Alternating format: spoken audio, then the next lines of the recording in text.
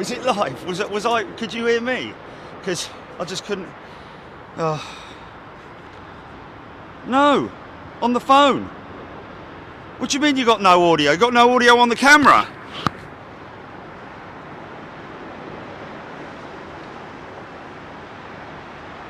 Oh, so is it? No, I'm talking about the phone, mate. I'm talking about the phone. I was on the phone and it showed that you were there, and it. Okay, all right. It was just showing that it was just showing. Whatever, man. Whatever. Golden Bennett. Right, are we live? Are we live? Okay, okay. Oh, blimey.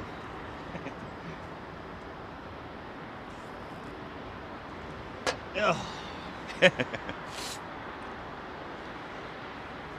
I'll tell you what though, a bleeding good advert for Red Bull, wasn't it, with the old football last night? It's as if you know, someone ran on the pitch and gave him a load of Red Bull instead of orange peel. It was a can of Red Bull. Anyway, whatever. No, I'm saying as an advert. God's sake. Wake up. Getting all political on me. Oh, I can't do that. Shouldn't be doing that. You know, it's flipping heck. And I said about orange peel as well. Didn't you pick that one up? At half time. I'm gonna give up on that one. Yeah, I'm gonna give up. Anyway, what? Yeah. But what? I'm saying if you're the somebody from Red Bull, anyway, whatever, would have got onto the editors and said, mate, quickly, do a thing. No, they should have done it. Okay.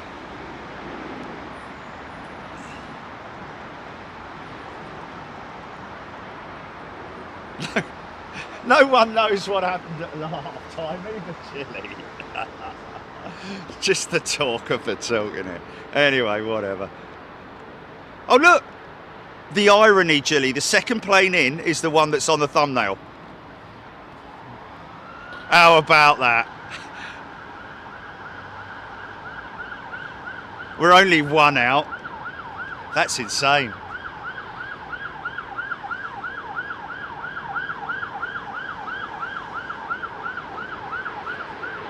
Oh. Right, that's it, I'm going home. Oh. Hey folks. How you doing? Yeah. What time is it? What day is it? I don't know.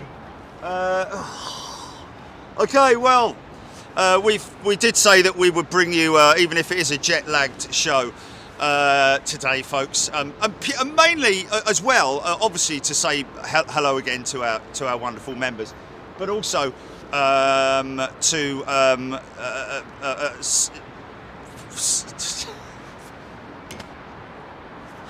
just.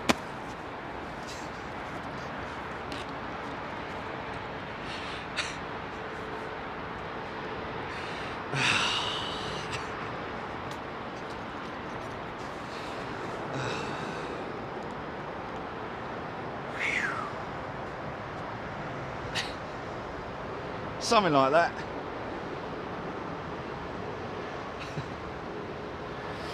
Okay, let me pause that.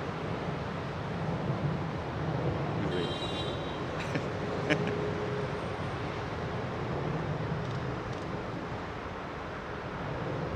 just want to watch that bit though.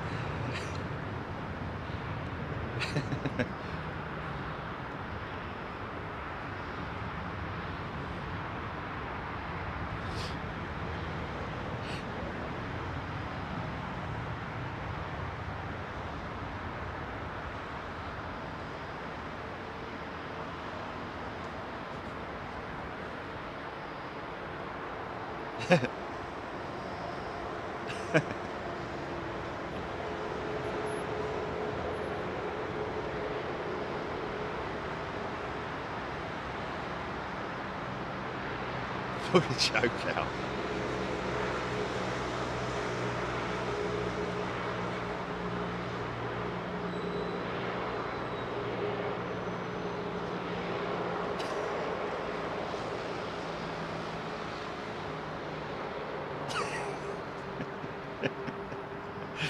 Okay.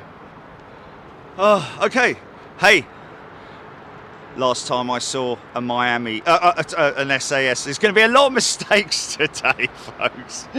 Last time I saw an SAS jet was the 350 that pulled up at the gate when we were sitting there waiting, and there was the most delightful little dog that someone was taking, man. You had to be there. It was just like it's like, you remember when your mum used to knit, yeah? Your mum used to knit, and someone would knit like a ball of wool. You know, it'd just be a ball. It was like that, with eyes. And it was, where's the plane gone? Oh. Flipping heck. Okay, so folks, we're on the Hyatt Place roof. A big shout out to all the folks at the Hyatt Place. Great staff here, lovely people, get treated very well, got great rooms, and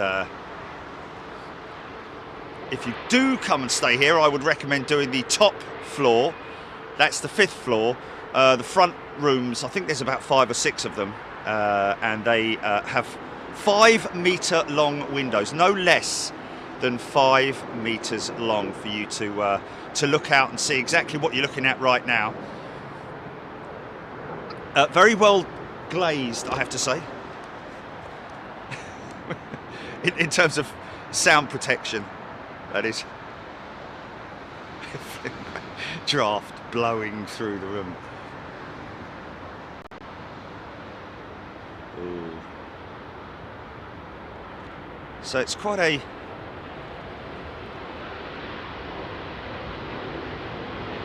very calm day.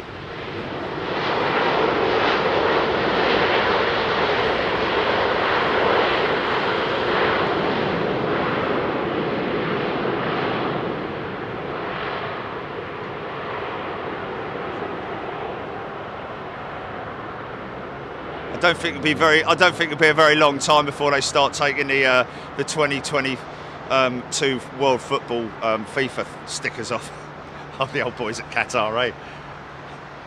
Right, we've got a new job for you, but we only just put them on. Yeah, I don't care. Take them off. We don't want any memory of us being the hosts of the World Cup. Thank God.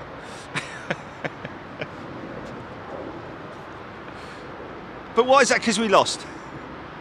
Got knocked out in the first round. But anyway, there you go. Unlucky Qatar. It always has to be someone get knocked out, doesn't it? But there you go. Well done, England. And big condolences to all our friends in Wales, of course. I've got some good Welsh friends, and of course they fought a... well, they tried. The heroes of Wales will be returning. Hey, when will they be returning, and on which aeroplane? Will they? They're about to come into Cardiff, right? Okay. Oh, okay. No doubt, be given a big welcome. Yeah,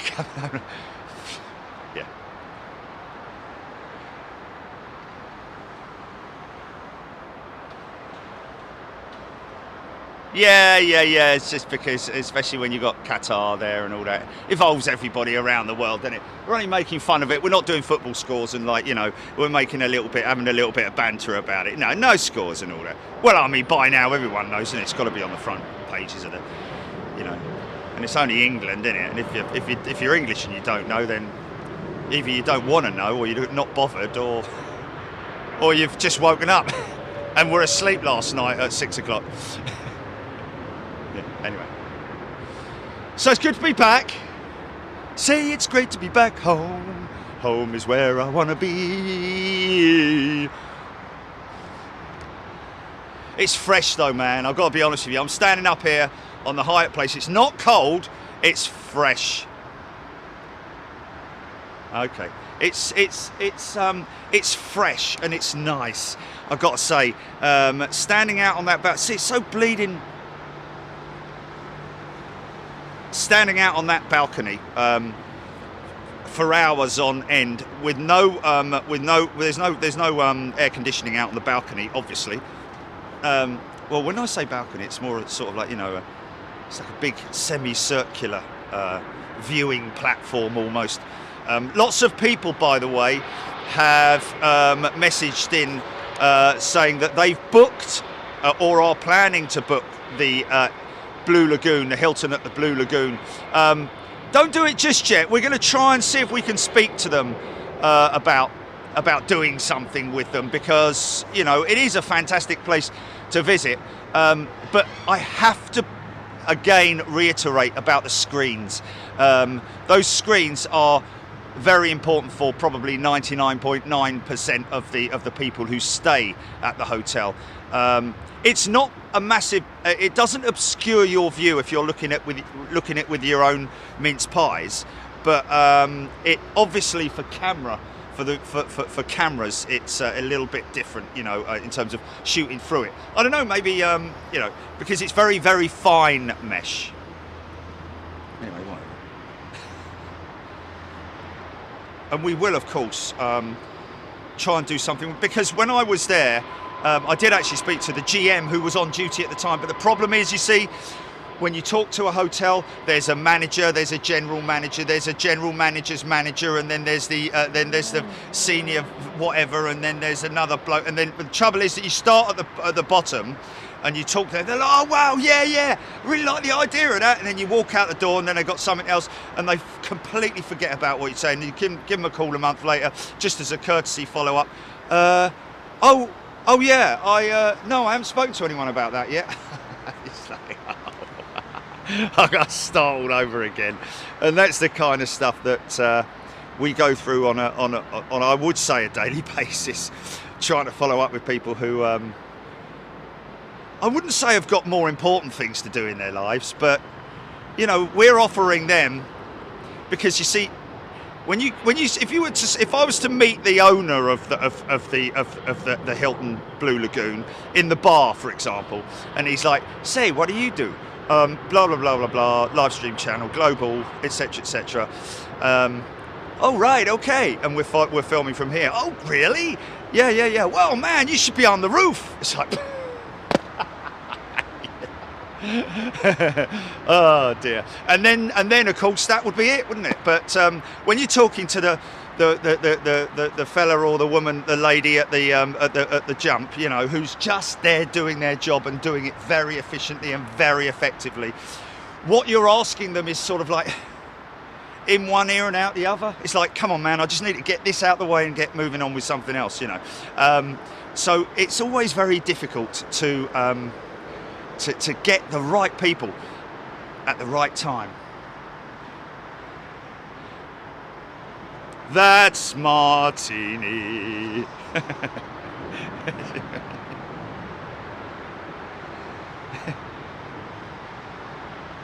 be there.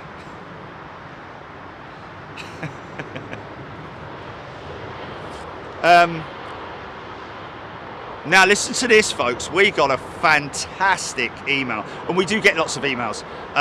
We do get a lot of emails, folks. Now listen. We oh, by the way, a big thank you as well to the crew, to all the crew on the 380 that we flew back on. We had a tailwind, and it was a bumpy ride. As Dave said, when you've got a tailwind, you have to sacrifice the fact that you've got a bit of a bumpy ride. And the poor old woman sitting next to Jilly was like, ooh! Jilly was like, it's cool, everything's cool, it's cool. But yes. Yesterday, where's Dave's email?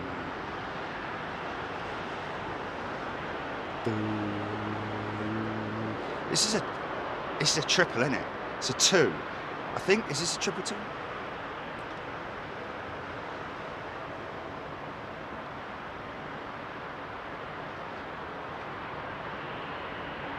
I love it when people's names are Dave.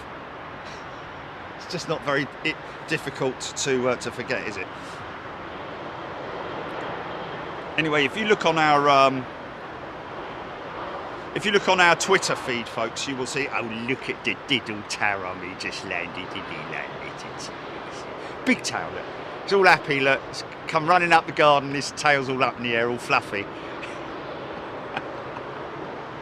Yeah, big shout out to David East, senior first officer, who was, I think, there were 2 captains on the flight deck. You'll see the pictures again of them on the flight deck from our Twitter feed that we put out yesterday. God knows how we did that, and God knows how I managed to actually write it. But anyway, a big shout out to Nick Buttle, who's in the left seat, and Ian Walker in the right seat. Nick, one of them is actually come off the 320, believe it or not. Now, Dave, I'm just gonna, because they're Trents on that triple, isn't it? So you won't get much of a start-up, believe it or not. Oh, Trent.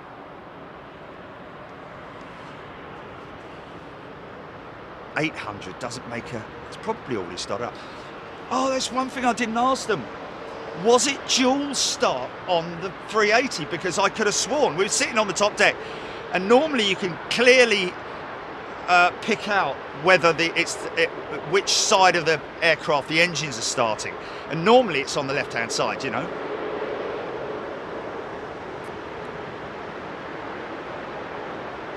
But I'm pretty sure, from what I could feel, we had a dual start, and we only had 2 startup procedures. So maybe 1 and 4 and 2 and 3. I don't know. Anyone out there can?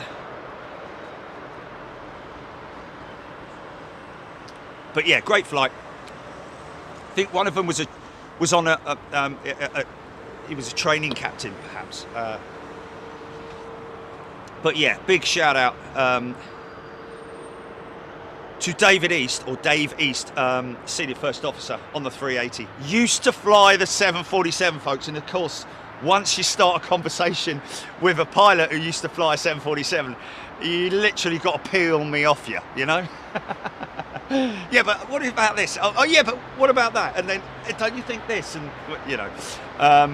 But he loved flying the Jumbo, as I can't imagine anyone would not have enjoyed flying the Jumbo. Misses them, of course, loves flying the 380. Incredible amount of power. But he did say, the one thing that he'll never forget, and you really do appreciate, is when you put those throttles up through the gate and you got those 4 RB211s going full chat, he said there's nothing like it. He said these are good, you know, the Trent 9s are great, but it's a much more sort of like less screamy, I guess is the way you can put it. I've got something on approach, but I just want to see if I can. Yeah, IFE was much better on the top deck. Yeah. What's that? East to west.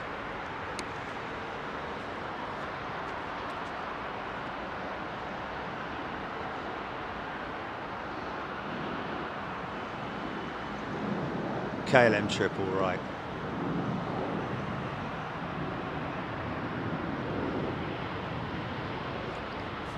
I do like being back though, mate. I do like being back. I love England, man. I love England. Yeah. Yeah, I mean, last night I was sitting on my couch wearing my hoodie with the hood on. It's like flipping it. From one extreme, I'll turn up on the flight deck. I'll turn up on the flight deck of the 380 with me shorts on and my t-shirt, me flipping Captain America t-shirt, and they're like, "Oh, see, you've come dressed for the occasion." Then I said, "I'll just have to pretend I'm a postman or something like that," you know. Crazy, man, crazy. Walking out of Heathrow Airport with a t-shirt on. But it was quite mild, actually. Yeah. And Dave East's friend, I think it's Laura. Is it Laura? Who's a member who let him know, who let Dave know And he came up to me. He came up to me while we were sitting down, and he said, and you know, I said, hello, are you Jerry? I'm sure he said, are you Jerry? But he knows I'm Jerry. But anyway, he said, hey Jerry, nice to meet you. I'm Senior First Officer. I'm Dave. I'm going to blah blah blah blah. Do you mind? Would you mind coming? Can you fathom this? Would you mind coming down to the flight deck? Not like, would you like to, but would you mind coming down to the flight deck? I'm like, man, you guys are the heroes. You're the ones that keep all this stuff going. It was a dual start. We hear from Dave, it was a dual start. Thank you, sir. Fantastic. And of course, again, so many of you probably won't know, you won't, will you? But when we arrived in Miami, the very aircraft that we flew back on was the same one that we went there on. And after we touched down, pilots came over the radio and said, well, the cabin announcement to say that, folks, we're just going to have to stop here for a little while. We've got a hot brake warning come up on the panel. So we have to undergo a visual inspection, of which they did. You had the American, you know, the whoop whoop whoop out on the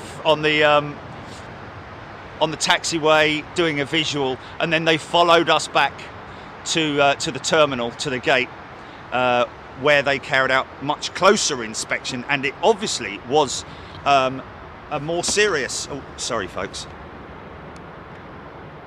It was a more serious issue in terms of like the fact that they were there was a 2-hour delay for that aircraft returning later. So I'd imagine perhaps it needed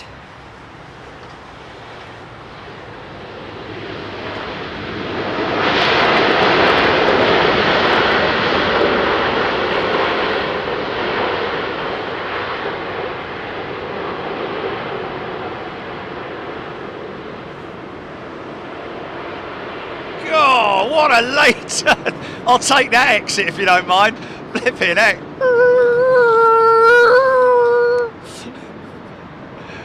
What, this one? No, that one. This one. How far offline he is. Anyway, yes, so who knows? And you never know these things unless you get it firsthand, of which you'll never get it. But it may have been that 380 may have needed a visual inspection in terms of like wheel off, brake inspection, possible brake replacement. Not sure about the brake. Well, you know, if it is a hot brake, then you know you need to inspect that assembly, and that may have been what the problem was. It needed inspection because I doubt, unless of course, like they do on some of the cargo, like the old cargo airplanes, they carry spares with them. You know, spare brake units, spare wheels. I don't know whether, I mean, they do carry wheels and stuff like that in the cargo hold of aircraft. I'm not sure if they do anymore, just because of remember that problem that they had. But that was when how long has it been since aircraft tires were started using? What's that?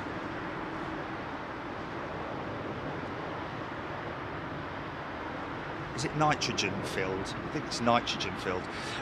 Folks, I've got to, I know I'm skipping from one point to another here, but I've got to do a big shout out to somebody who emailed us about a Mildenhall show. Julie, can you forward me the email? He's a veteran with the United States Air Force, I think. His daughter, we caught. Cheers. We caught flying out Mildenhall. We had absolutely no idea that we were doing it, but it is just a wow, big old. Stopped on a dime, didn't it?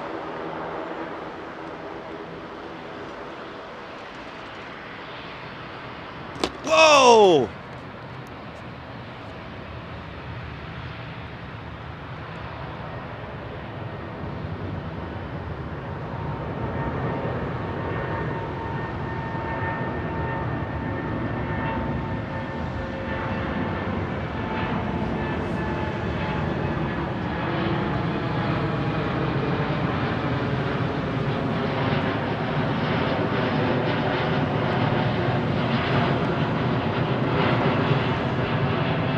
Now that in itself, I think, is possibly pilot-induced in terms of like all nice and calm in the cockpit, everything's good. Okay, you know what? I'm not liking this. If he stops now, we're in trouble. Let's just go around and see. The flaps will probably be retracted, I would imagine, even though they're flying below a certain speed. You know, they would need to continue those flaps extended for some time. They may well retract them, which they are doing now, and start the whole sequence over again. How cool was that? A very calm missed approach, I guess you would call it. All down to you over there. It's like when you're at the lights and the guy in front of you is like, you know, obviously on their phone or something like that, and the light's been green for about 10 seconds. You're like, did it? Get a move on! And he just suddenly looks in his mirror, puts his phone down, scoots off, and then you're left at the light when it's red. And off he goes into the distance. And you're saying things like, you nasty person. you you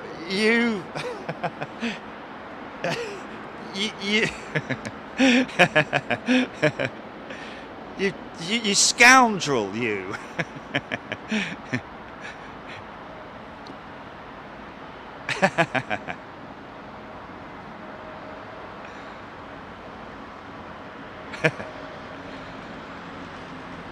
Or the people at the lights, who press the button and they go over before it turns red, and then you come to the light and they've wandered off, and then the light's gone red. It's like, you know, you could have timed that a little bit better. Sorry, you don't want to go driving with me.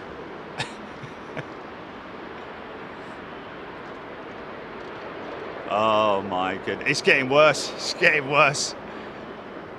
Right, I'm going to read this out, and this is from. Have we confirmed he's all right to? You know what I'm going to do is I'm not going to mention his name, and I'm not going to mention his daughter's name either. But basically, this is from a gentleman. Oh, okay. So this was an aircraft that we caught, and it was KC-135. You know, the air-to-air refueling jets that they have at Mildenhall, part of the 100th AAR. And this particular aircraft, there's two significant things here.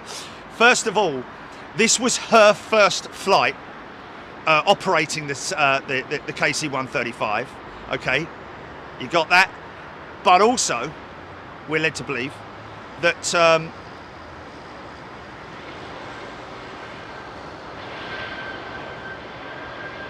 so that was then, and then yesterday, the aircraft that she was flying, which was Wolfpack. Was that its call sign? Was that its nose art, Gilly? Is that the nose art? Okay, it's got nose art and it's Wolfpack. Do you know what? I seem to remember that. She came out and turned left and taxied right up towards us and did the full line-up on the runway and did a full power departure. It was absolutely awesome. He's asked us, he's written to us saying that the coverage was spot on, which is great to hear. Thank you, sir. And that coming from a veteran is a wonderful thing. We really appreciate it.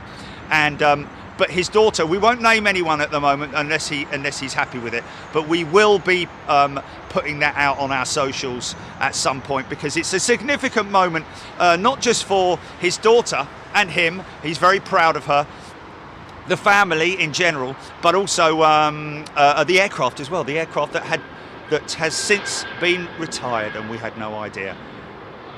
Sitting in a boneyard right now, folks, amongst thousands, literally, well, at least hundreds of others in Arizona as well.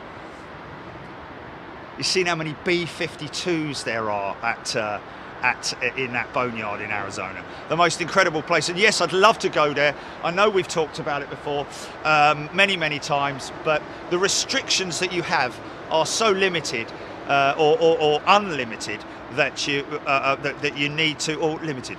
You are restricted in many ways, should I say, in terms of coverage at a boneyard.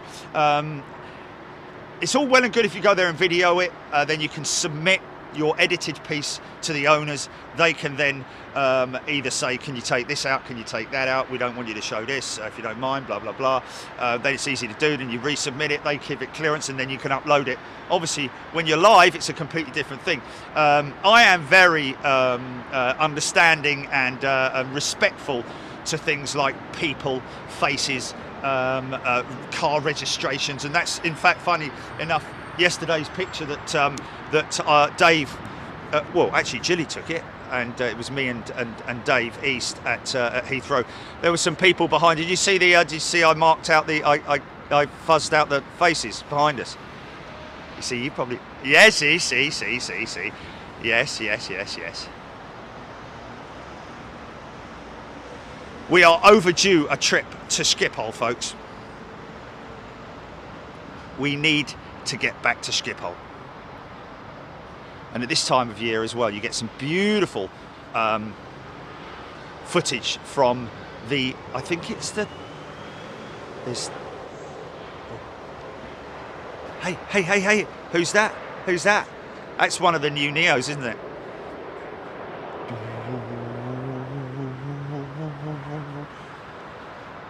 Yeah, I like the idea of that, yeah. Can I just say, it is Jeff. I think it's Jeff, and that's all I'm going to say at this point.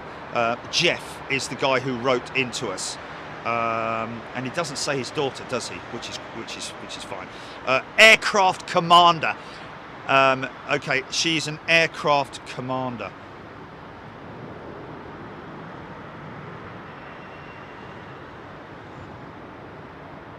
East Mississippi Veterans Foundation. Wow. And that coming from somebody like that to say your footage and everything about it was spot on. Wow. Just, I feel very humbled to hear things like that. Anyway, come on in, let's have some comments. It is Billie Holiday. Okay, I just saw 5 memberships that were gifted there, Gilly. Do you know who that was? Catherine Cash is a new member. Welcome, Catherine. I can scroll back to that. Oh, no, can't. John. Oh, Catherine's training for her PPL. John has gifted 5 Big Jet TV memberships. Please make sure, if you can, to come in and say thank you. John Singleton, we think. Yeah, John Singleton gifted 5 Big Jet TV memberships. Sorry about the haze today, folks. Can you believe it? We come back from Miami. I was hoping that it might be overcast today, so we get some slightly better. Mind you, the cloud is covering in. Yeah, Charles de Gaulle is yeah.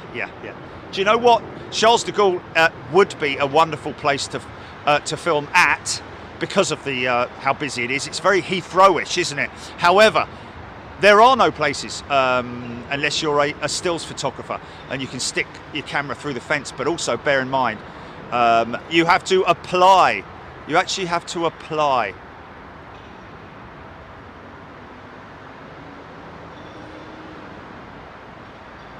Okay.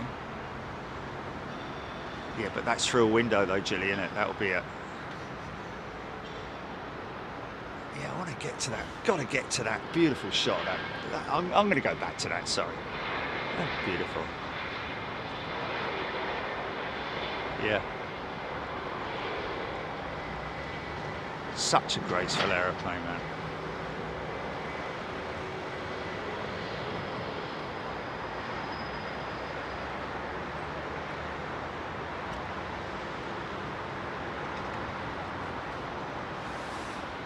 So we got Declan Dolan. Might be another minute to BA Jets close together. Rab H, BCal Pam, South is nice. Jerry, if you drove in Miami, you are a good driver. Well, I have to say I am a good driver, even if I say so myself. You know, I just am.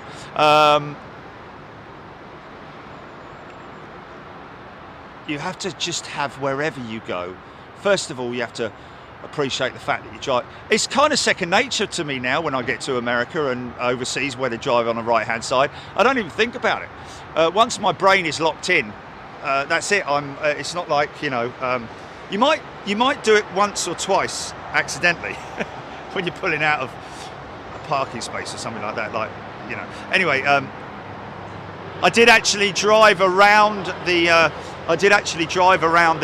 the Hilton. I drove around the entrance the wrong way round.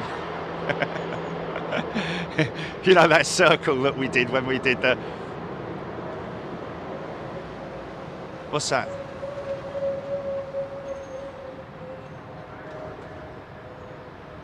Oh, Sue, I'm going to be in Louisville 2 weeks today, or heading there, or oh, that's a great shame. Sorry about that.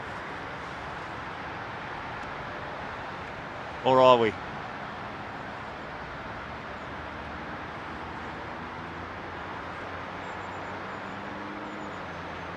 So 2 weeks today we will be live in Louisville. Not at this moment in time, but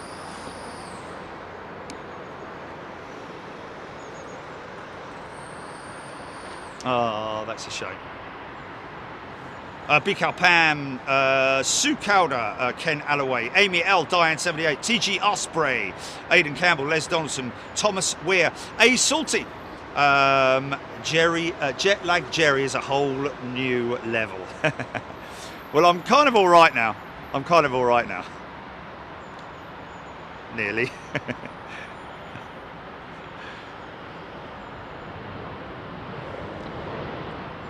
Yeah, just talking to the to Dave and Ian on the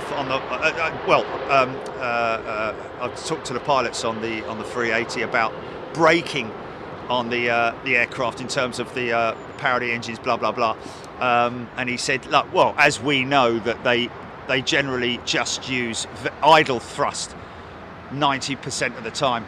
Very rarely do they use full thrust, especially at Heathrow. But it really is all down to those big, enormous brakes.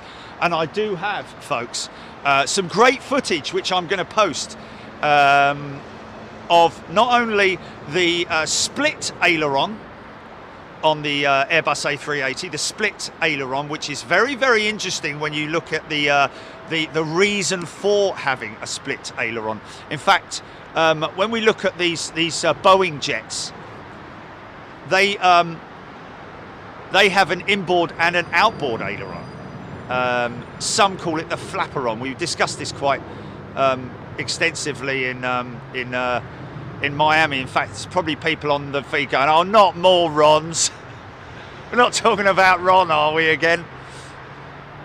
But yes, you will see the big square, what they call the flapperon, inboard, which is behind the engine, and also the outboard aileron, which is to reduce twist in the wing and to stabilise the aircraft in the turn.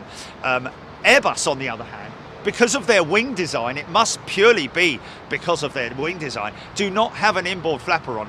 They just have an enormous, well, most definitely the 330 and definitely the A350 has an enormous aileron. It is probably, I don't know how long it is. It's got to be 15 feet long. It's massive and it's big. And so therefore, you know, and that may be just purely down to the wing design of the Airbus.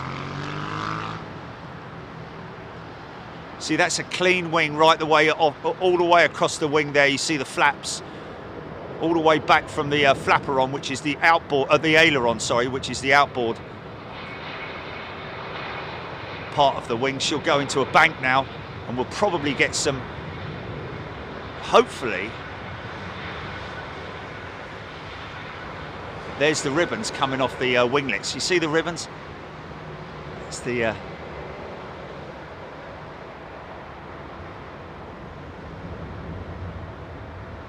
nice.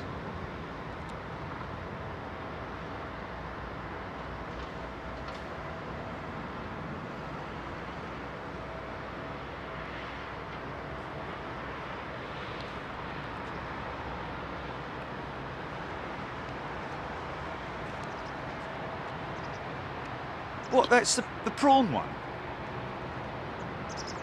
Seriously?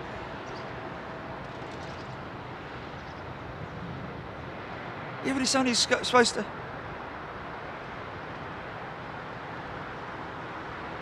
Are you sure you haven't got my one, man, as well? And you're not doubling up?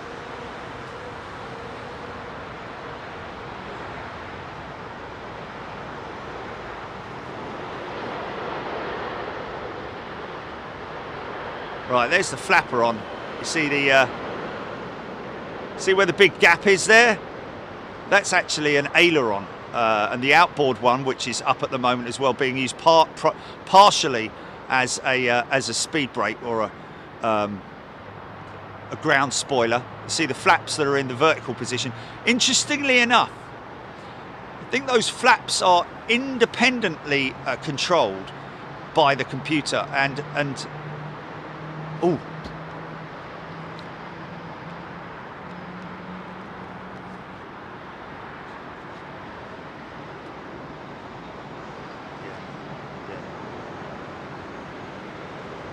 I didn't take it with me.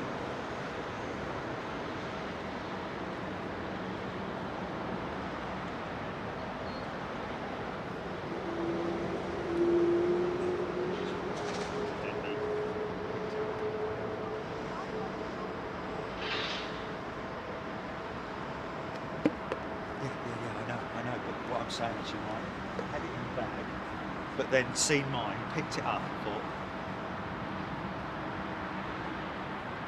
yeah, that's cool.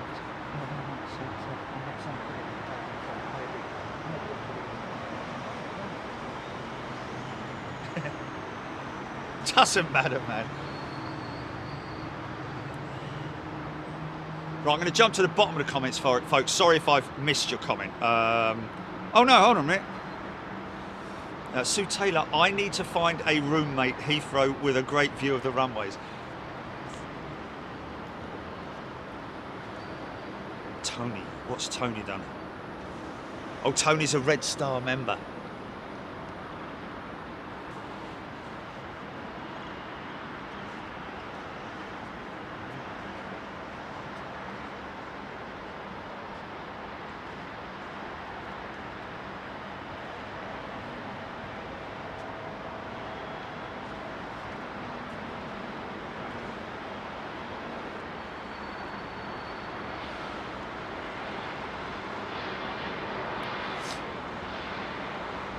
Oh yeah, Big L Mo.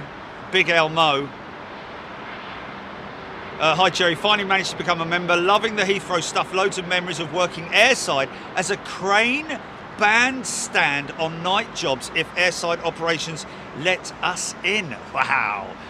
You see, that's somebody who used to love working at the airport now. What era was that? 80s/90s. Which it would have been a much noisier and smokier environment, wouldn't it, back in the 80s and 90s.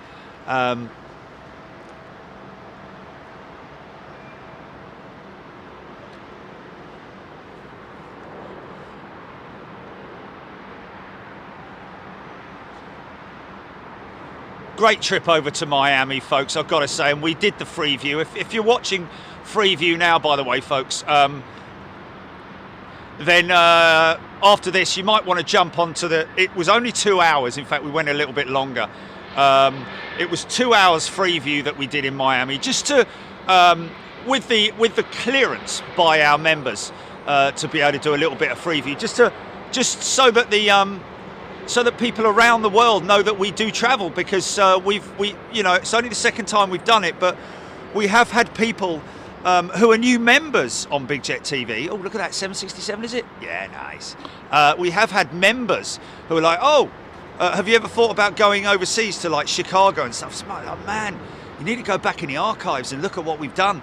But they've obviously become members through Freeview, and obviously not seeing the overseas stuff that we do. So that's why we now do 2 hours on US and 1 hour on Euro shows, just to put it out there and let people know that we're live. And then of course it's all members. And of course don't forget that this coming Saturday, folks, if you're a premium member, make a note of it, but you will be able to watch all of the Miami shows, which, to be honest with you, even though they were very tiring, they were great fun, especially the road trip stuff. If you're a first class member or super class member, jump in and see the road stuff, that we did in the car, and a big testament as well, I have to say, technically, to the Seckler, to the tripod system that I've got, which is worth its weight in gold, literally, which allowed me and made me to be able to set the camera up in the car and do a little bit of a road trip action with our members live. And we went to one position on day 2, I think it was, yeah, and the Bond as well. Went to a position which was overlooking the northern runways, and looking down on all the maintenance sheds, the FedEx, UPS, etc., etc. And there was the tail of an Ethiopian jet down there, and we must have spent best part of an hour discussing whether it was a 767. Originally, I thought it was a Dreamliner. Then it appeared obviously that it wasn't, because of we were basically basing all our information on looking through the history of Ethiopian and their 767 and 757 fleet, and Dreamliner fleet as well, and where they were, where they'd been placed, etc., etc. And it was then decided that it was either a 767 or a 757. Went and drove down there, and the guy in the maintenance shed actually let us go through, and mind that, actually let us go through. Oh, here we go. Could be loud. Go on, son. It's just so calm. Unlikely.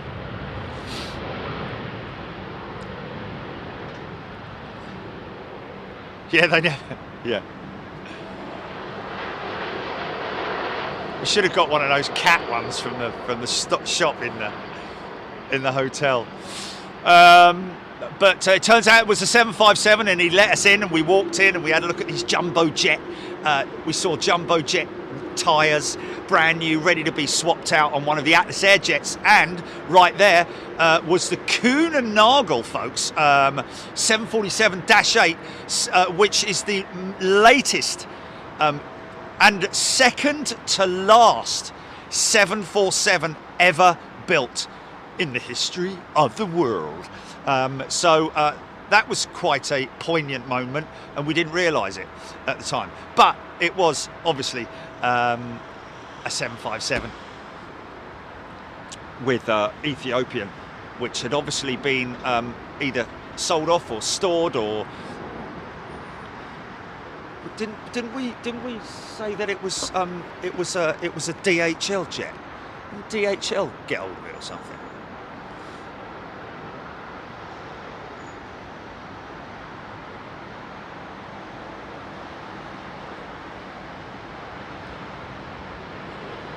And of course, I have put a direct. I am in contact with Atlas Air, folks. Again, you see, we do these things all the time. I put a call out to Atlas Air to see whether we can, on us, of course, come and film the delivery of the last ever production 747. Never again will those aeroplanes ever be built. In fact, she has been built. In fact, I don't know. That's the whole thing. We might miss the whole affair, to be honest with you. If we get an actual date of delivery, then we will try our very hardest, folks, to go out and cover that. About 76,000 pounds of thrust on those Gen X engines. I think Air Canada run the Gen X.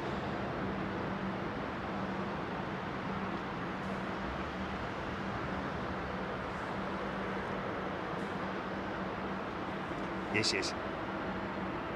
Oh, is it? Oh, sorry. It's a Cuban restaurant, the 94th Squadron restaurant. Sorry, it was very nice as well. Had I kept hearing them say, yeah, that's why Chipotle and all that, isn't it? Is it Chipotle? And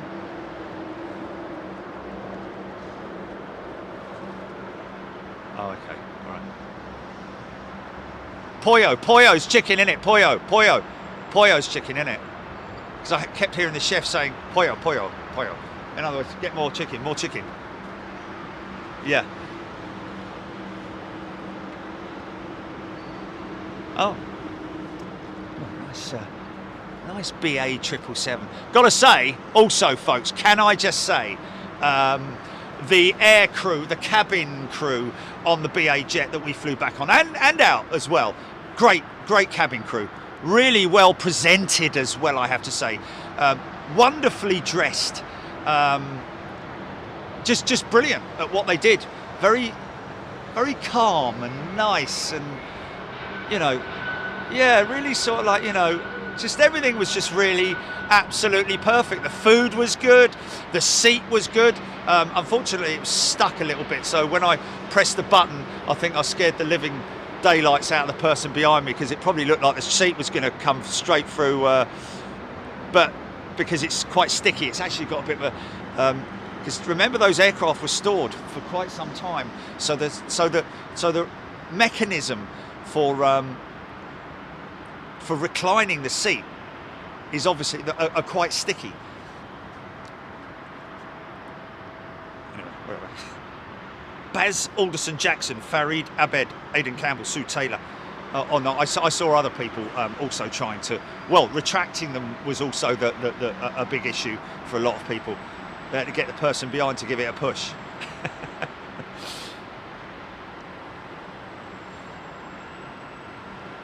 Phil March, 6 million tons. What's that?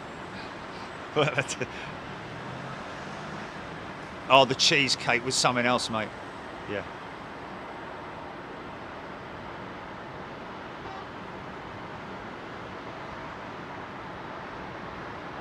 Yeah. Yeah. Yes. Yes. Yeah, you had to be there. What you should have done is, because they give you a little knife, don't they? Give you a little knife today? I can't remember. Should have stuck that in it and take a picture of it and change the profile picture. Anyway, Sue Taylor, lucky going on the 380. Yeah, well, yeah, we were, to be honest with you. And also, what's interesting is, of course, we rode the bottom deck on the way out there, able to look over that wing. And again, I'm going to be posting some footage from not only an example of the split aileron assembly, but also the enormity, folks, of the flaps, and also the ground spoilers. Enormous, great big things, man. Everything's just like, and when it all opens up, when the ground spoilers are activated, you just look through and you can see the runway, these gaps, on a 320. Normally, it's just it's yeah, okay, I can just about see, but on the 380, it's like just enormous, man. Everything, all the connections and everything. And what's ironic is that, and I think I'm right in saying this, but what is ironic on the 380 is that everything is massive. Everything is massive. But the throttle assembly, when you look at that picture of the pilot sitting there, the little throttle's there. I mean, I know there's 4 of them, but I mean, obviously you don't really need like massive throttles, do you? But they're tiny. Well, they look tiny. What's that?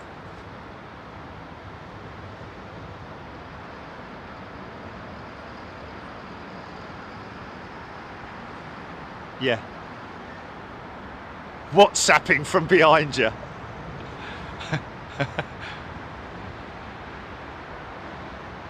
Yes. Yeah, there's a chat feature on the IFE on the A380. It's a shame. Why didn't you tell me, man? We should have tried it out, because it's, and then we could have oh.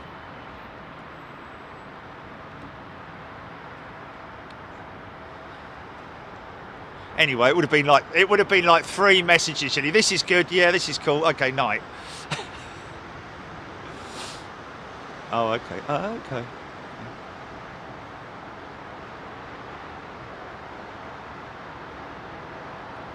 No. Oh my, really? Oh dear. Mate, that bathroom that you went into at the front of the aircraft, the first class one, it was as big as anyone's average bathroom. It was crazy, man. Trying to open the door and pull it, and it's like a normal door. It's like, oh my God. It was massive. It's like the TARDIS, mate. It's like the TARDIS. Did it have a window in it? Did it have a window in it? Oh, okay. Because the Virgin 350's got a window, isn't it? Feel a little bit insecure sitting on it, I've got to be honest with you, even though you're at 38,000 feet. You're like, still sort of like, you know, can I put the blind down just in case? Yeah, Slinger, 41 minutes out. We saw that. I clapped my eyes on it when I looked on my flight radar phone. Hey, should we try and get the Slinger to number 1? So how many people out there right now, folks, are have their Flight Radar 24 apps open? Oh yeah, we could try that. Yeah. We'll put the pip up, folks. Not yet. Yeah. So is it SQ? Is it SQ?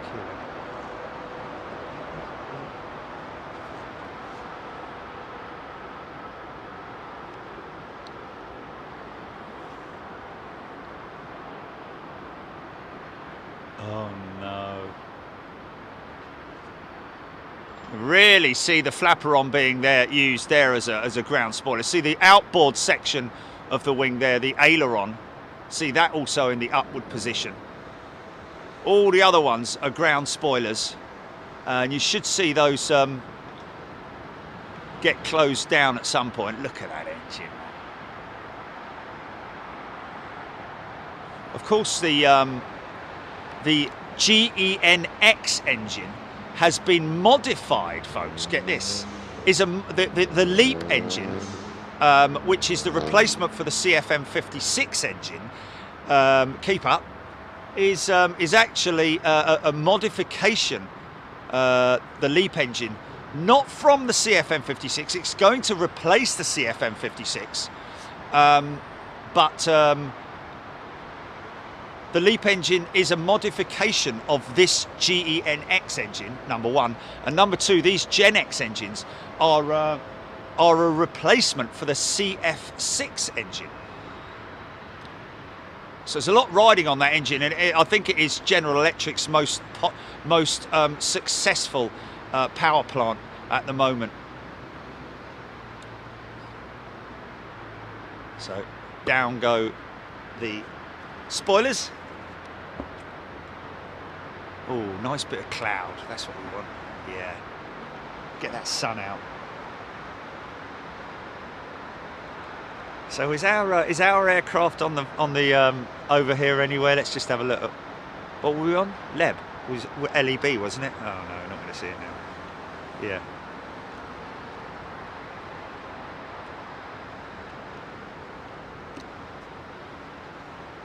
Airboss, good day to you. Welcome back to Big Jet TV, the Big Jet TV duo. There we go. Ken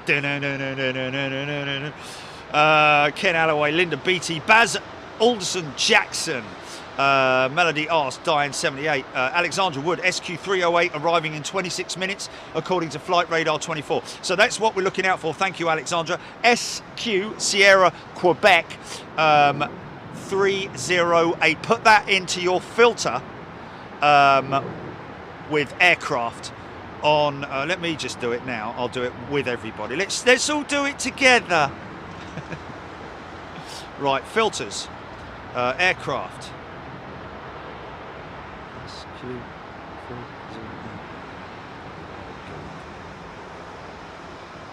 I can find her anyway.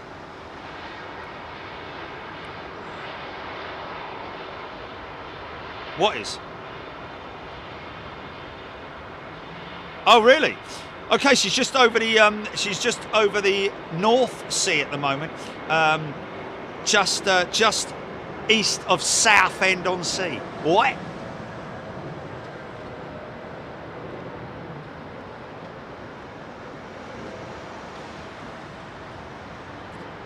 So go ahead and check her, folks. We're gonna highlight SQ308 on our screens right now. We're gonna put that up very briefly. Let me just pull you off of an aircraft shot so that you can see that. Okay, Jilly, let's go for that, please. Let me know when it's up. Okay, there you go. And she is currently calibrated at 19,500 feet on the descent, and her registration is 9 Victor Sierra Kilo Zulu. Airbus A380 800, of course. All Airbus 380s are 800 variants. There was a 900 that was supposed to be built, which would have sported, I believe, larger, more how can you say, blended wingtips, as opposed to the fence style winglets that she's got at the moment, which are enormous. I've got to say, they look tiny when you look at it from this distance, but they are enormous. Oh, beautifully executed once again by the British Airways crews.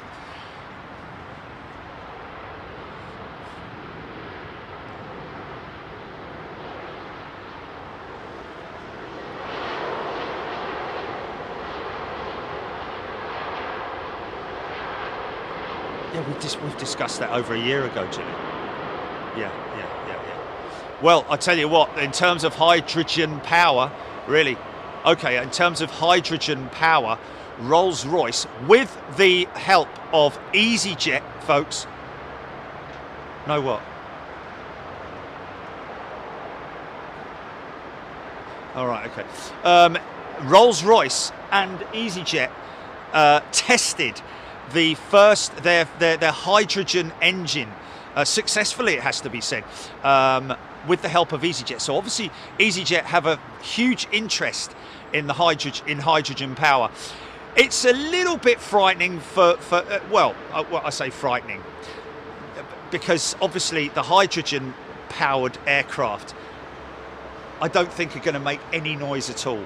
It's obviously many years before we are going to be in silence at Heathrow, much to the detriment, obviously, of all us aviation fans who love to hear things like this.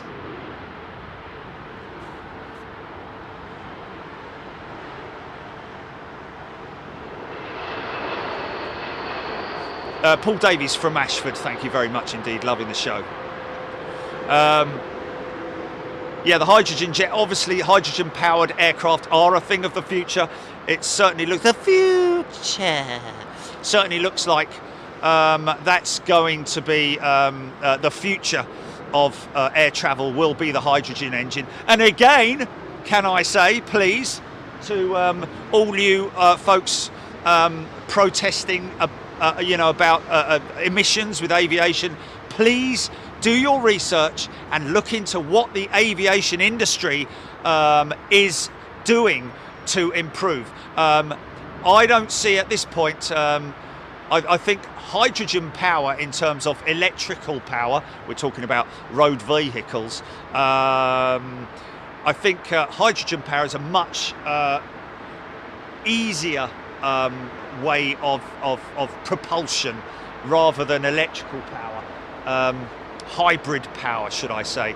Now, the big thing is, obviously, does, and we've yet to determine this, but does the hydrogen power plant have the capability of lifting a blooming great big 300 plus ton aircraft off the ground?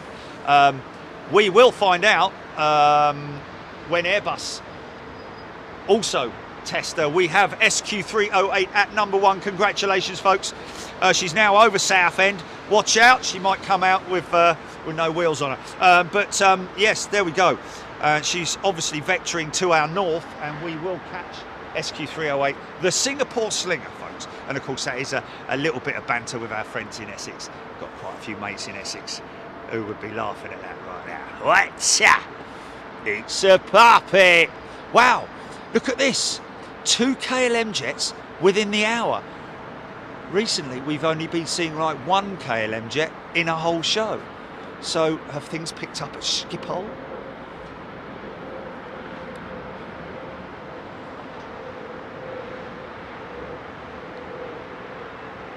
Oh, blimey, give us a break. Give us a break.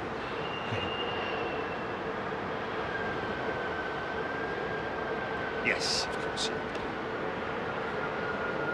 Folks, can I just say, we did have a substantial number of orders in merchandise whilst we were away, which was quite interesting. But maybe, and I think hopefully, that they are pre-Christmas orders. And when I say pre-Christmas orders, Christmas orders for loved ones, friends, family, etc., etc. Please, if you are going to buy anything for Christmas from the store, please make sure you do it quite soon, only because we don't want you...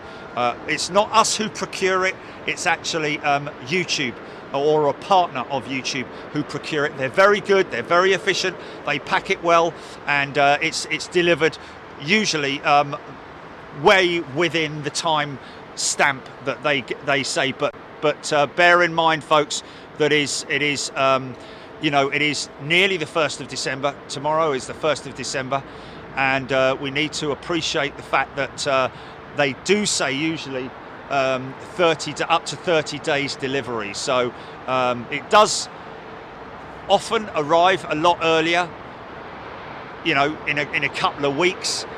But don't want you missing out on anything, folks. So just make yourselves aware of that.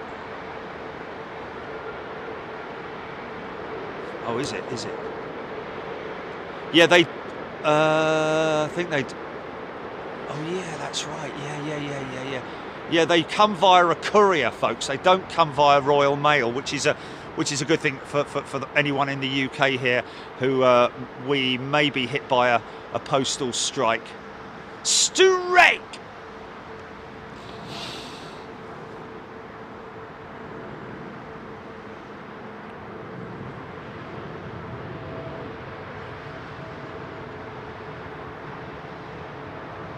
Yeah, America, it's going to be a little bit quicker because it's all procured in America, folks. So ironically enough, your Christmas present may actually, it probably will come over either on a UPS jet or a DHL jet via Louisville, believe it or not, where we will be. Beautiful pressure. Oh, wow, do you see that? Pressure wave over the wing there, man. Wow, Rob Walker's t-shirt arrived in 5 days. Summer 8. Wow, beautiful, beautiful pressure plumage over the wing there. Okay, I could do with the gloves on now. Yeah, I can do the gloves. I'll do the gloves. It's getting a little bit, What is that? Is that one of Charchie's whiskers on my glove? Ah. I left him on the couch, didn't I? Lying on him. Definitely didn't need him in Miami. I took him with me. I can't believe it. Yeah, I think I might have just done it on sort of like, you know, autopilot when I normally, you know.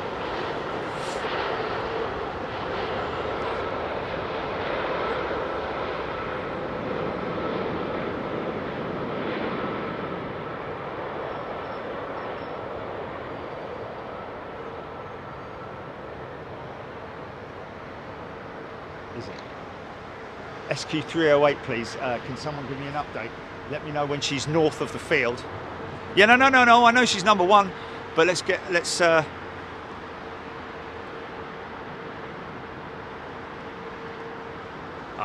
that's fine.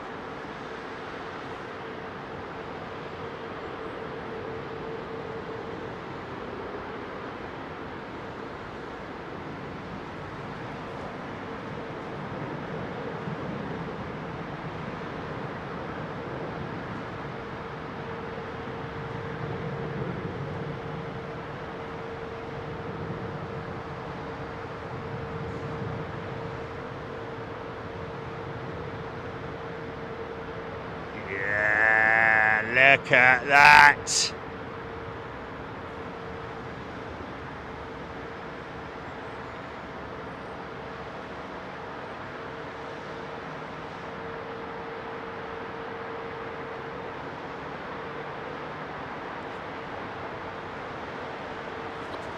Oh, yeah, yeah, yeah, yeah. Oh, yeah. Oh, it's a bit of a ghost ship, but it's a jumbo, folks, believe me. Challenge. Is it challenge accepted or challenge airlines? Just challenge airlines, and yeah.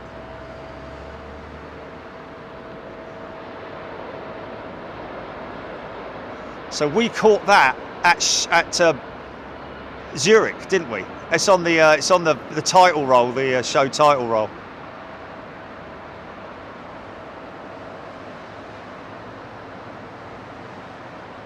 There she is. Up there, probably minus 75 degrees.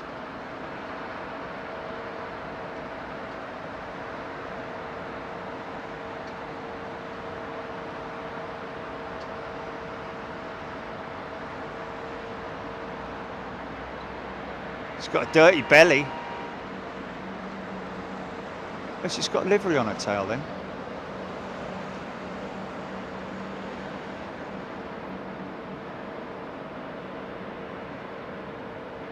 Yeah. Ah, look at her, man. Look at her. Yeah. I should be able to see Singapore soon, shouldn't I? North of me. Probably obscured by the clouds.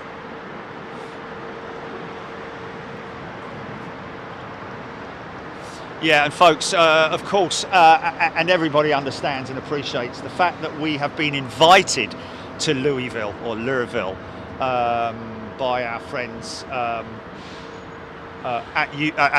Louisville themselves, and also with the cooperation of UPS.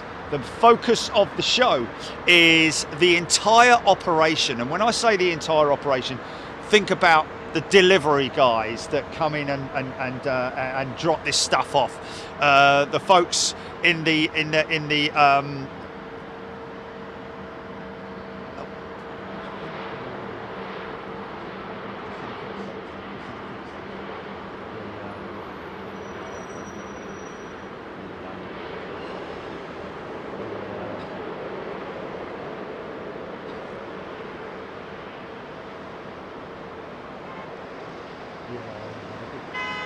on that.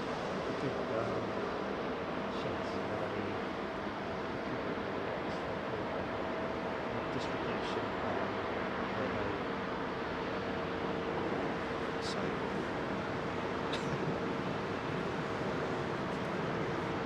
No. There's a. Yeah, no. There's a. It's not. No, there is no.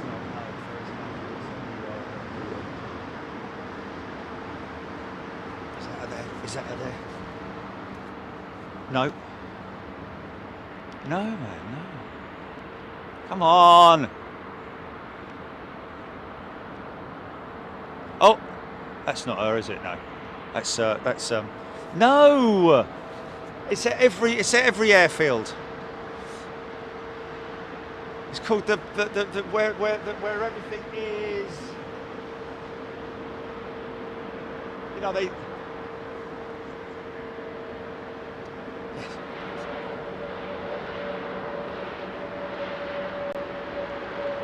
Yeah, but no, it's inside the sheds. The sheds are built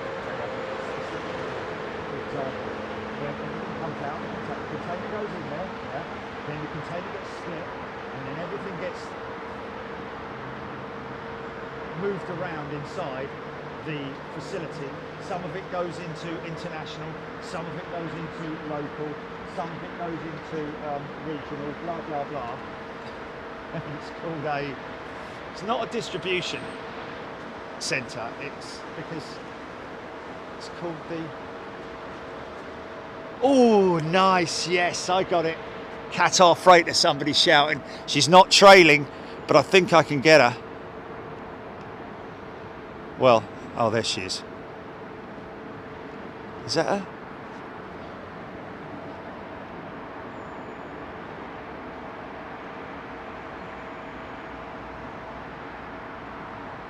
Look at that, folks. That's how good this bleeding camera is, man, I'm telling you. Wow.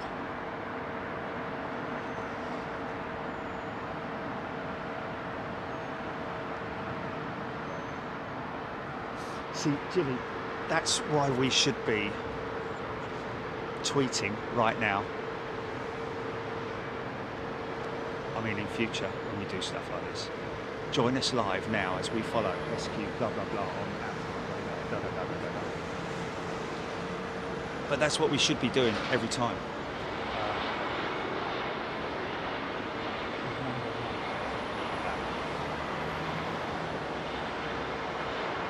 You know, no, I'm going to remember this. I've got to remember this. I'm going to do it.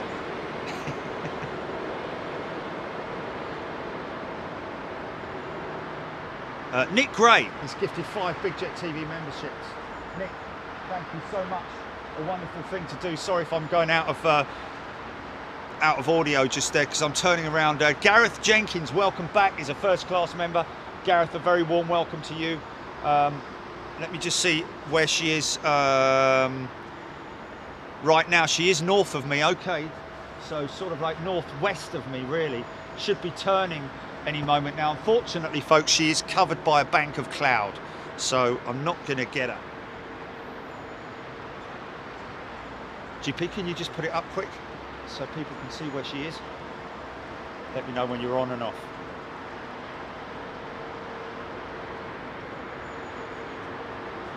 So there she is. She's probably 1, 2, 3, 4, 5 out, something like that. Just turning on, well, she's not quite turning on just yet. She's still some way out, probably about 10 miles out, I would have thought. Okay, GP, switch back, please.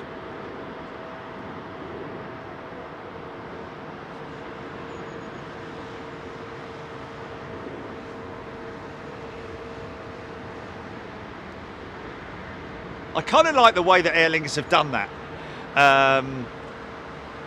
They've kept the rugby, even though that was to promote the World Cup, the Rugby World Cup. They've just taken the World Cup reference off and just left the rugby players on there. I think it's brilliant because they're very proud of their rugby, the Irish.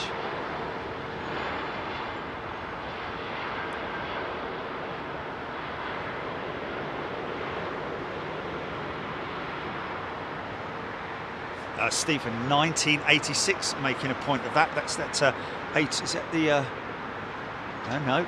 It's 320 Swiss jet going up.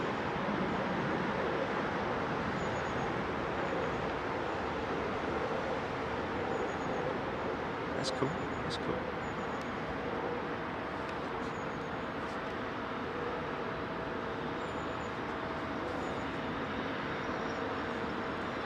British Airways 268 380 inbound over Ireland, 50 minutes out. Anthony Teal, thank you, Anthony.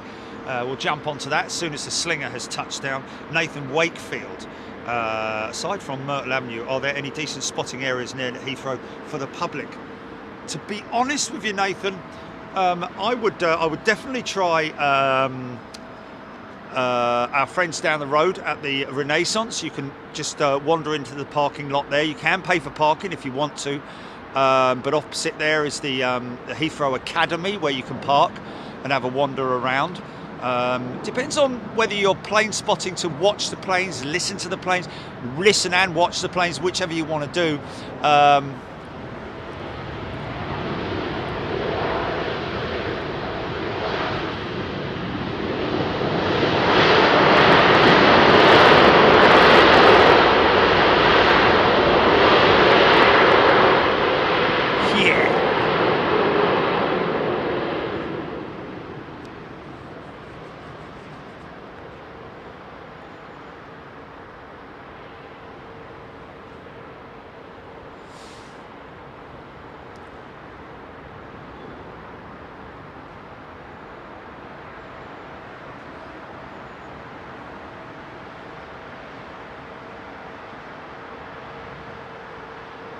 It's obviously a pilot who knows their way around Heathrow.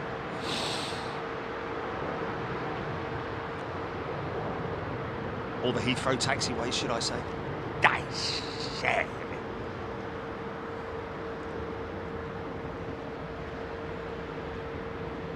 Quite interesting, isn't it?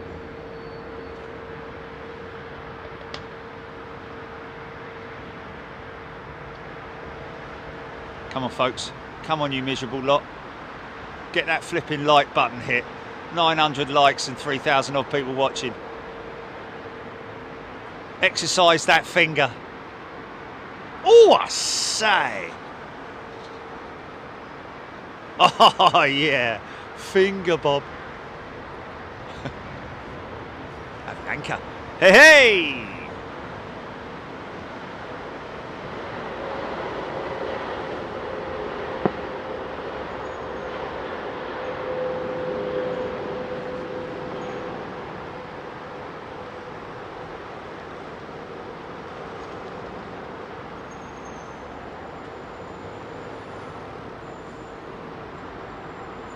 We had to wait at the gate, didn't we? For about 10 minutes.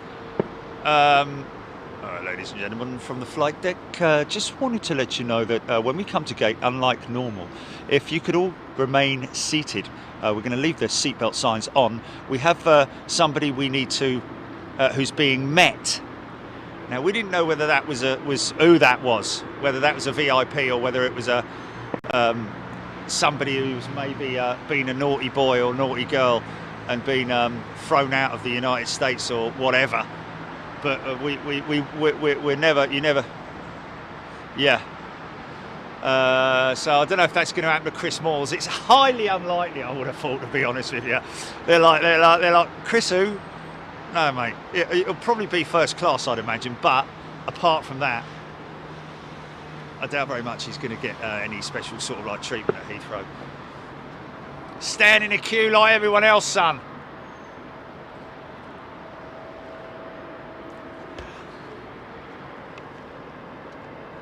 Cool.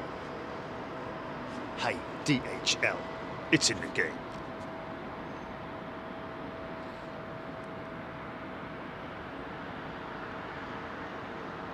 It's in the plane. Yes. And it is in the plane. Well done, Jilly. You can have that one.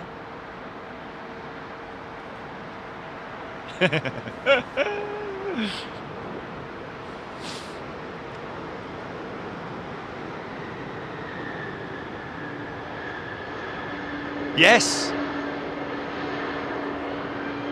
Yes. Yes. Yes.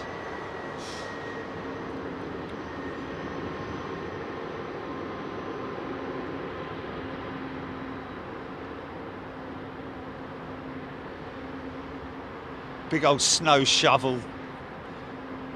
Spoilers there on the wing. Now that's interesting. You see, the A300 and A310 does have a flapper on. Interesting, yeah. So what made them go from a split aileron system on the early Airbus, on their first Airbus, to a single aileron setup, which we'll see on this A350 very, very soon indeed.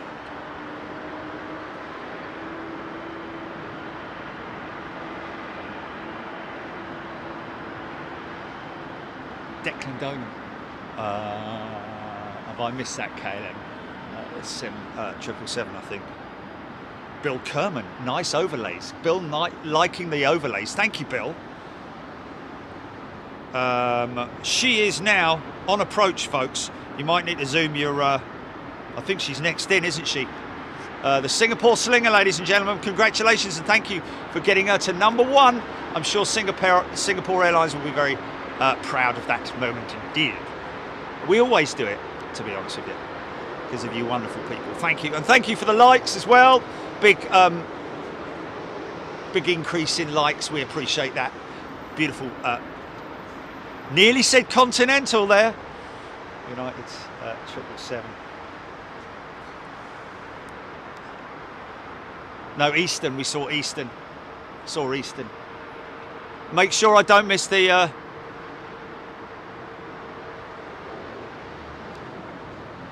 Was it? What? Oh. Okay. Whoa.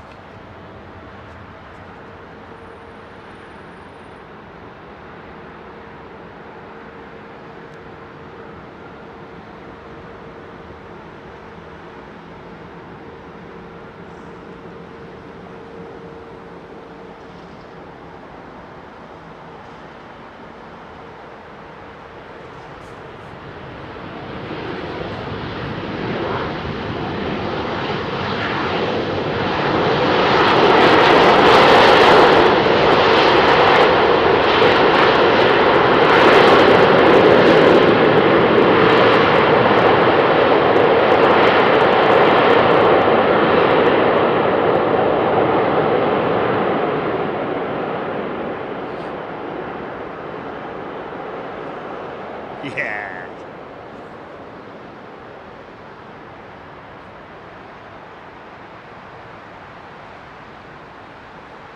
It does aggravate, well not aggravate me, but frustrate me when you, because we had aisle seats, they were the only ones we managed to get, but you got people sitting in the window seats and they're just like not interested at all looking out the window.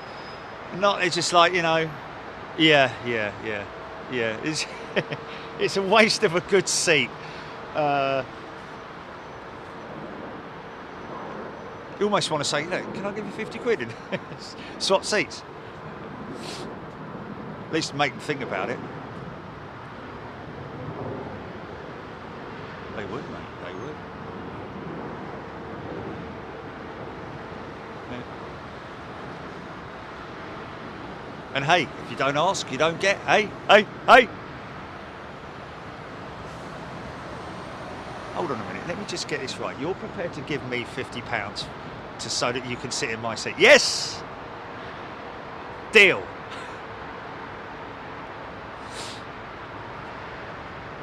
Copa Airlines. I was going to say Copa Airlines, because they do look very continental, don't they? Look at those flaps, folks. Oh, it had Continental on it, did it? Oh. What the hell was I doing? Was I filming it, obviously?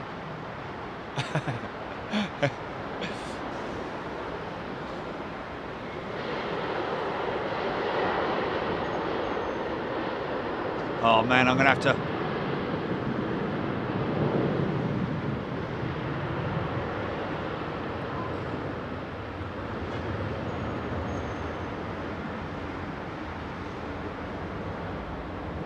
$767-400. Oh, now you got that song in my head now, haven't you? His name was Rico. He wore a diamond. Oh, God. Rest of the day now, probably sleep with that, wake up at 3 in the morning. The heart is from north of Cabana.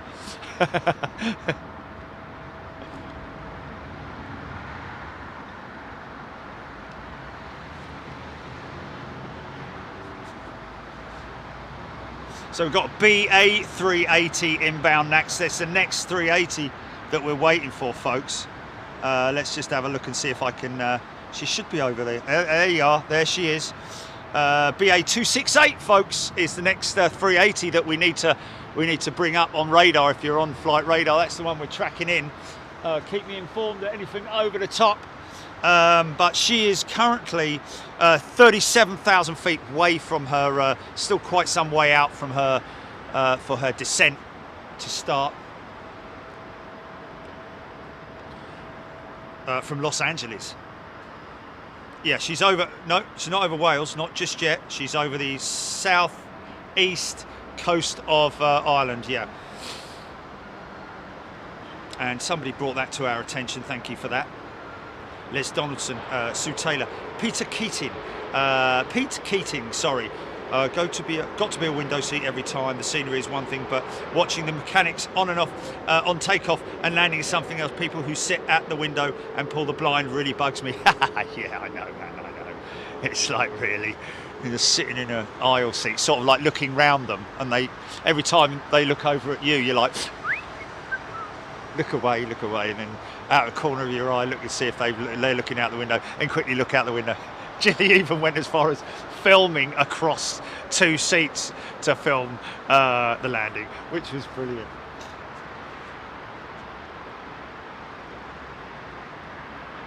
Your pal Palpatine.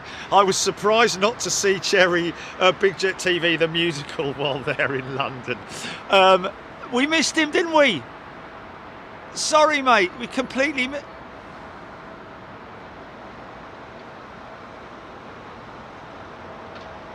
Yeah, we got him, but I didn't meet him, did I? Didn't get to meet him, did I? He was doing he was transferring. Was he transitioning? That was it. Yeah, I think so. No, right? No, I don't know. Big, beautiful 777 going up there.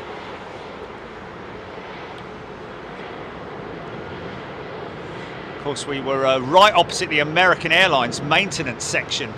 Saw one of these being pulled into the maintenance shed.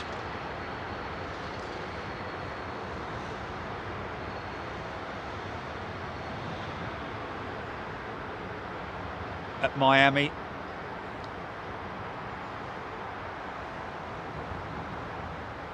Wonder how Mount Trashmore's doing today.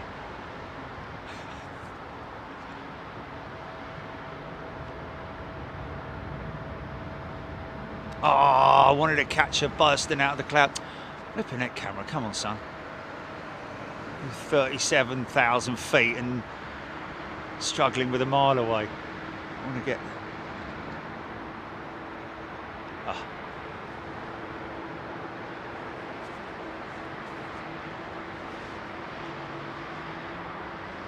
Sandy Humvee, better than the ugly duckling one. I was singing that all the way home, wasn't I?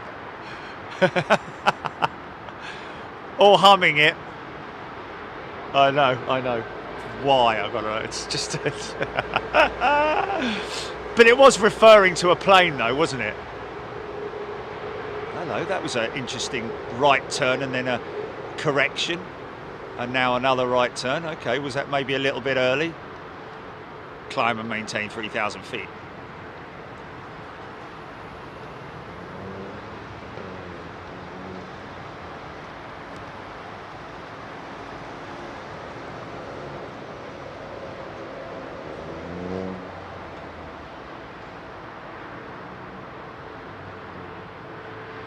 Come on, Sam. Get that pressure wave over the wing.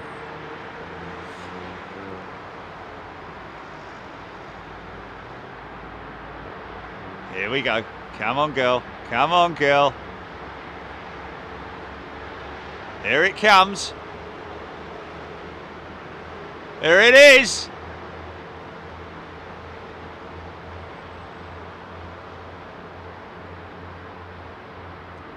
Now we're going to get it.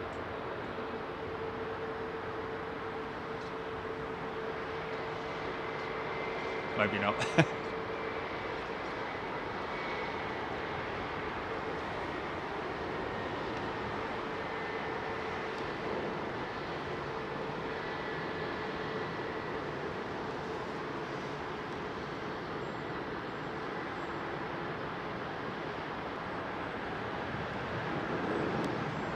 Anything big on approach, GP?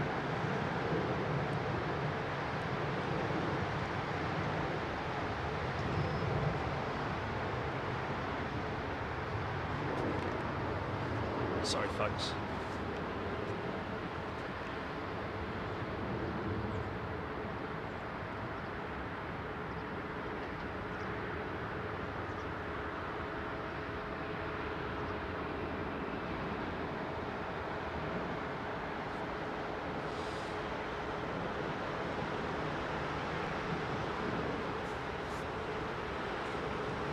I seriously struggled getting up today, man. I seriously struggled.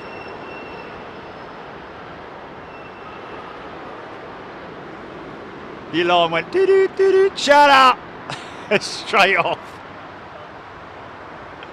Siri, shut up. I'm sorry, I can't concur.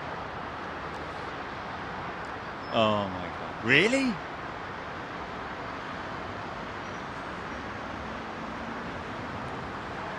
No, I know. Micro dreams, micro dreams. One of them was definitely I had a bulldozer. God knows why, but anyway. All the hydraulic lines ripped out of it and all the airlines ripped out of it. I don't know what that was all in reference to, but anyway. It was a big yellow bulldozer, probably a cat, I'd imagine. Nice replacement sliding mechanism on that engine there. That's the cowl that slides backward to expose the cold stream system.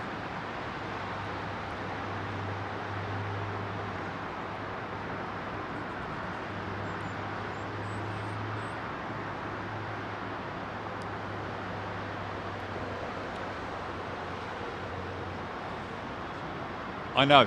That is the. I think that's. Oh, that's a shame. Missed that. All Nippon introduced a new meal on board All Nippon. They actually replied to me on the 1st of December. Tomorrow they are introducing a new dish on board All Nippon, and it looked bleeding lovely. And yes, it's like a soupy sort of like with, you know. I don't know, actually I can tell you exactly what it is. Wait a second.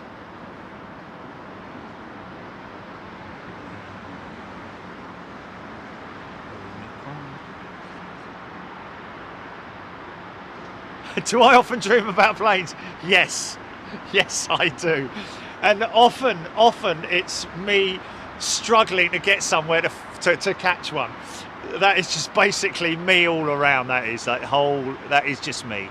Hurry, Jilly, hurry. Oh no, Jilly, I missed it.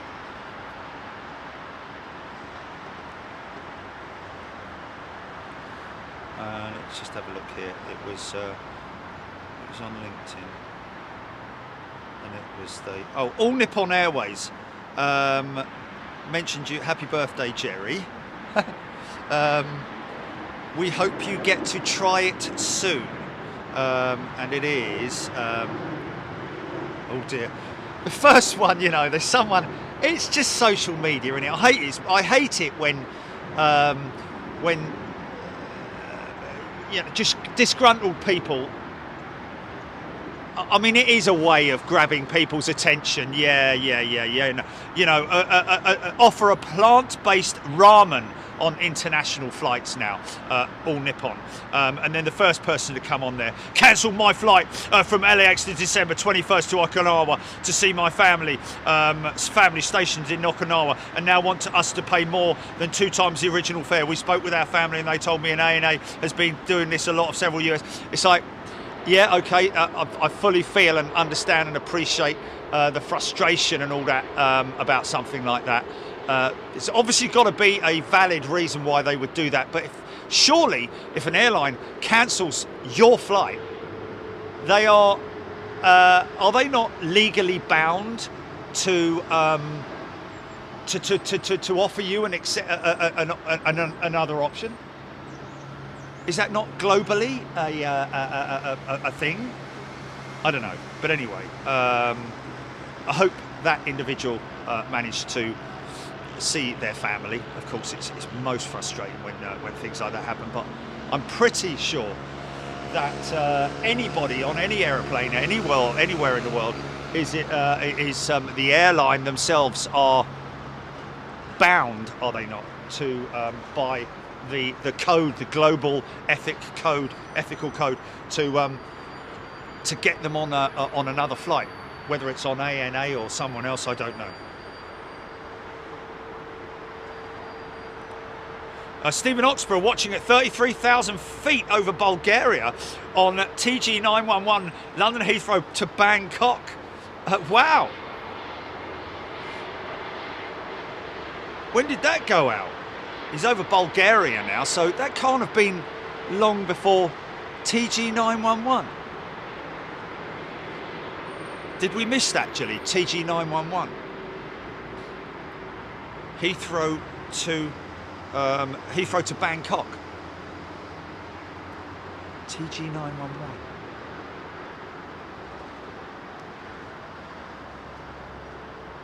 We're going to have a look at that.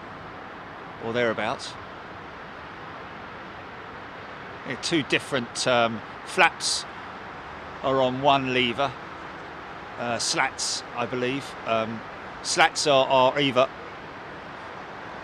open or closed, extended or retracted, simple as that. There's no, I don't think there's any part retraction on the slats. Interesting, very interesting that the that flaps and slats. Oh, look at this. When did we last see one of these, Chilly? Hey.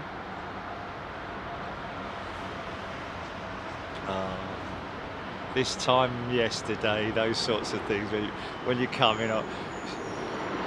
The thing is, it wasn't a bleed. It's never a holiday. It's never a bleeding holiday. It's never a jolly or anything like. It's like Dave. Was it Dave who we met? Was it Dave who we met on 09? Paul. Yeah. Mentioning the fact that you haven't stopped. You haven't stopped from the minute you got here. Literally, we haven't. I mean, that's the whole thing. You can't sort of like can't go down the beach or something when you've got all these people sitting at home waiting for us to go live, and they don't want to because I want to show them planes, man. Love it.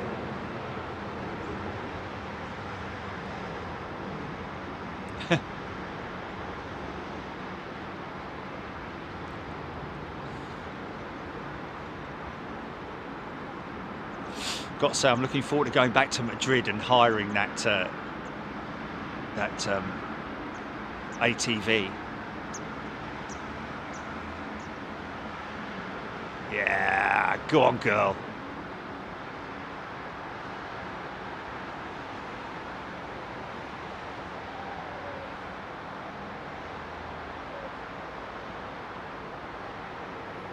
What's that?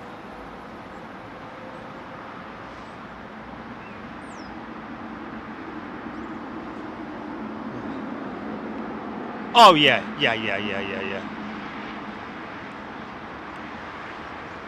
But taking his wife with him in a way that in the memory of his wife, which is a wonderful thing to do. She's with him, yeah. And lovely that he sort of like, you know, acknowledged that. Is that something just landed on the southern on 09 right? Yeah. Oh no, there she goes. Blimey, it's just a very, very D-rated departure, man. Oh, I thought we were going to get a funky shot then. Is he climbing enough to do it? Nah.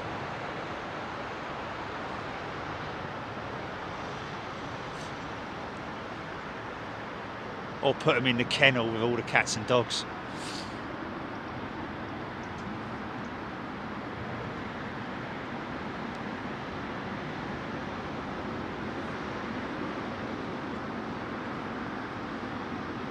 Oh yeah, look at that.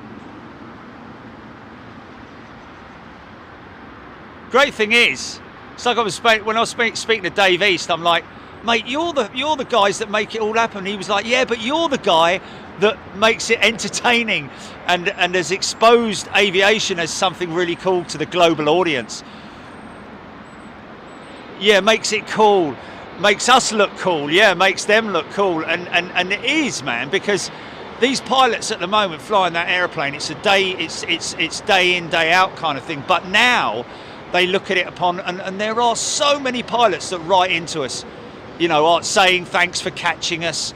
I'll try and do it a bit better next time, or departures, or can you do this, or all that kind of thing. It's just fantastic, man.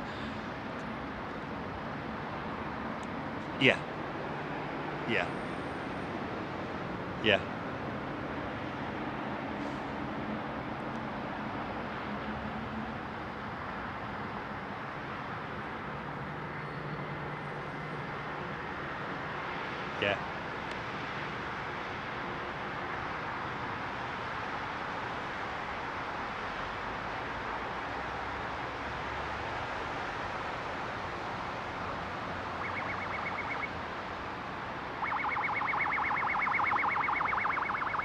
Oh, runway inspection.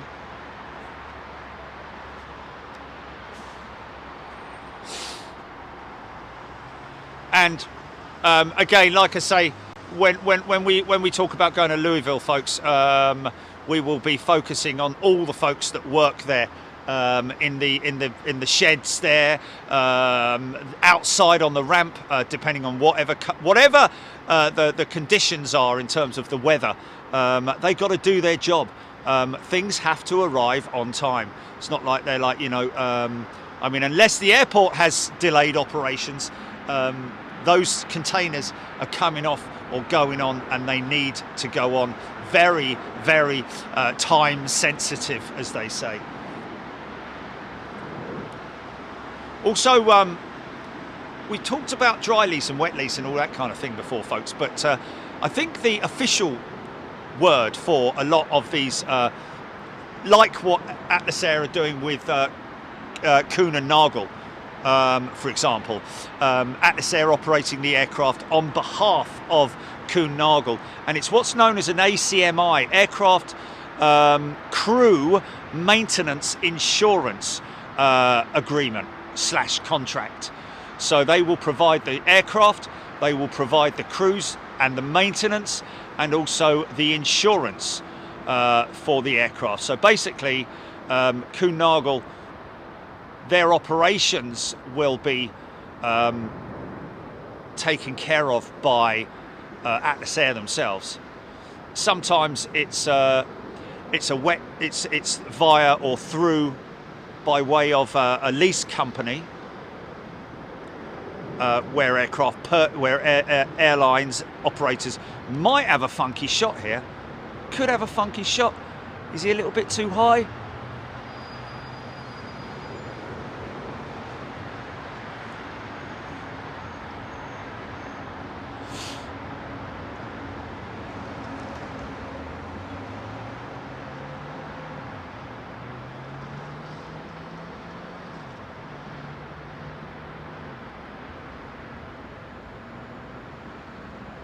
And when we say crew, we're talking about flight crew, not so much cabin crew on ACMI.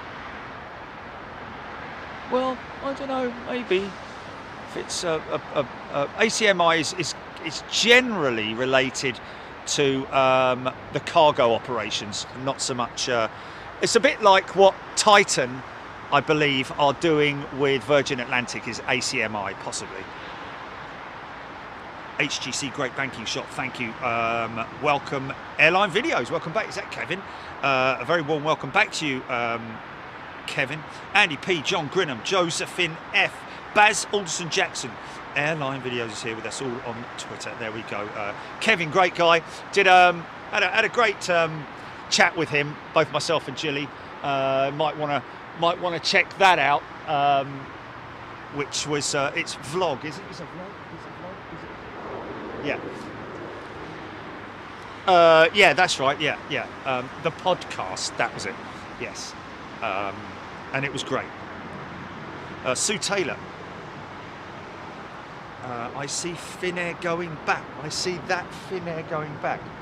What Finnair going back? Going back what to? Oh, out Frankfurt. Oh, okay. Brian Pounder, Deborah Sherwood leaving for home now, so we'll catch up later. Driving, of course. See you later, Deborah. All the very best to you. Alexandra Wood giving a welcome back to Kevin at Airline Videos. Paul Jones, Rab Aish, Malaysian 350, 4 minutes out. Don't forget, Airline Videos are your video live streamer of choice from Los Angeles. And we will, at some point, hopefully get out there and meet up with Kevin. The original, let's put it that way, the OG LAX streamer. Paul Skilling, Jed Kenyon, Bikal Pan, Paul Smith, Nabila, Nick Gray, Malaysian. We've got somebody else mentioned that as well. Rab H also mentioning, Nick Gray also mentioning Malaysian 359, 5 minutes out. Janine Kelly, Uncle Pat, 502 Aviation. Can't wait to meet Jerry again. Maybe slap another sticker on the back of my Corolla again. 502 Aviation. Yes, I did slap a sticker on his motor. Was it a full size one, or was it I don't know. Anyway, yep, hopefully we'll do 502. Ah, 502 Aviation is the geezer that I met right on the last day, wasn't it? On top of the parking lot. I think so, yes. Baz, Alderson, Jackson, Andy P. Concord, 444, Festival of Creativity, 23 minutes out. I'd say probably the hardest working jet in, hardest working BA jet, purely because of the fact that we use it as a visual thing, don't we? Obviously, we see other BA jets regularly. Oh, Mr. Funky Shot. Sorry about that.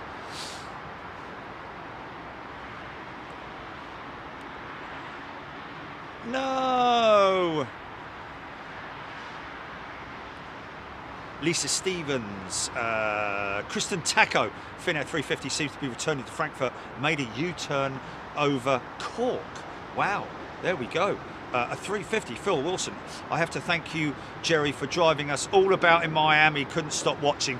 That was great, and it kind of has given me an idea. Well, not an idea, but I did have the idea quite some time ago about rigging up the camera in the van and perhaps doing a little bit more sort of like, you know, driving around places with everybody, because it certainly went down quite well. A little bit of banter, obviously getting planes, always plane related and aviation related. But of course, when we come to Heathrow, it's at a static location like we are here or at our other hotel friends and or the paddock, but it's a case of sort of like getting there and seeing it all unfold, which you should do with the horses. If anything, we should do a paddock show showing me. It's coming to Heathrow, is it? Oh, interesting. Oh, okay, folks, we might want to track something on Flight Radar 24 right now. We're just checking it now. A Finnair 350 that's apparently out of Frankfurt, is now turning back.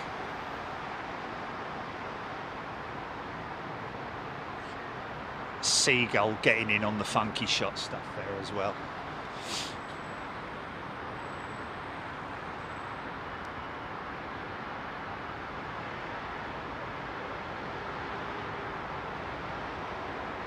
Stand by, folks, we're just checking for that Finnair 350, because there may well be another Finnair 350 completely unrelated that's heading to Heathrow. You just do not know these things, ladies and gentlemen.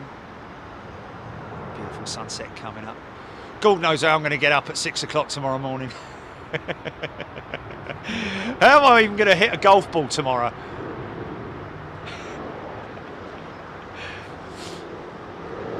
Yeah, absolutely. Sometimes it does happen when you're too knackered to even think about it.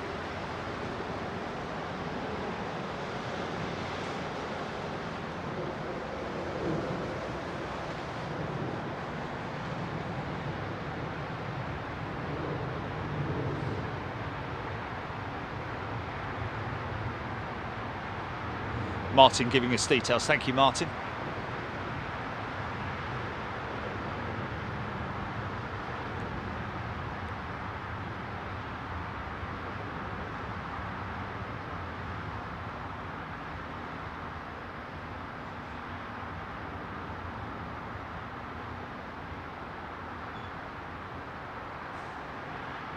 Okay, folks, we're just going to bring that Finnair 350 up that's apparently diverting to London Heathrow, having gone from Frankfurt, made it over Cork, and then has turned round. Can you see the whole flight path, Julie? Can you zoom out and show the whole flight path? Okay, folks, check this out. Oh, actually, Julie, can you just let me just check it first so I can see the same screen that you are. Stand by, stand by, stand by. Just over Cork, yeah.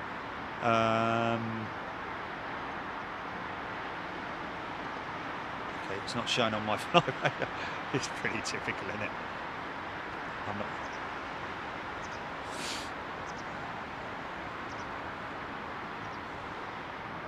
OCN what?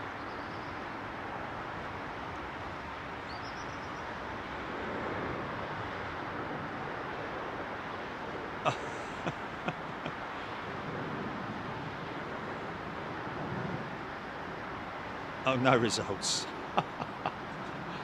Let's just try 4Y68. No. Oh, there it is, there it is, there it is, there it is, there it is. Okay, scheduled departure 13:05, actual departure 14:06. Interesting. Scheduled arrival, stand by. Scheduled arrival, diverted to London Heathrow. Status, diverted to London Heathrow. You got it. Have you put it back? Have you taken it off, Jilly? Okay. We are looking 4Y. If you just put in your flight radar, folks, 4 Yankee 68. And it is diverted to London Heathrow. It's an A359. And interestingly enough, she was due. I was wondering why she was over Cork, but she's going to Orlando. So a Finnair jet going to Orlando from Frankfurt. Ah, have you got it up, Jilly? Have you got it up? Have you got it up? Still... Okay. Show on map. Let me show on map. Okay, there she is. Okay, now we've zoomed right out, and now you can quite clearly see the big red line on Flight Radar 24 diverting to London Heathrow, and that is 4Y68. So she did turn round. So obviously there may have been an issue. Bless you. There may. Oh, hello. Gear down on the Dreamliner. Okay, put it back. Put it back. Yeah, please.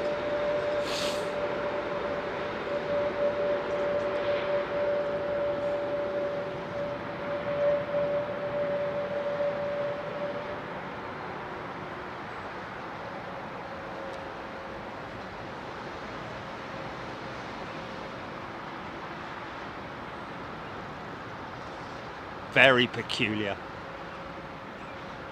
Again, looks like a prototype aircraft test flight.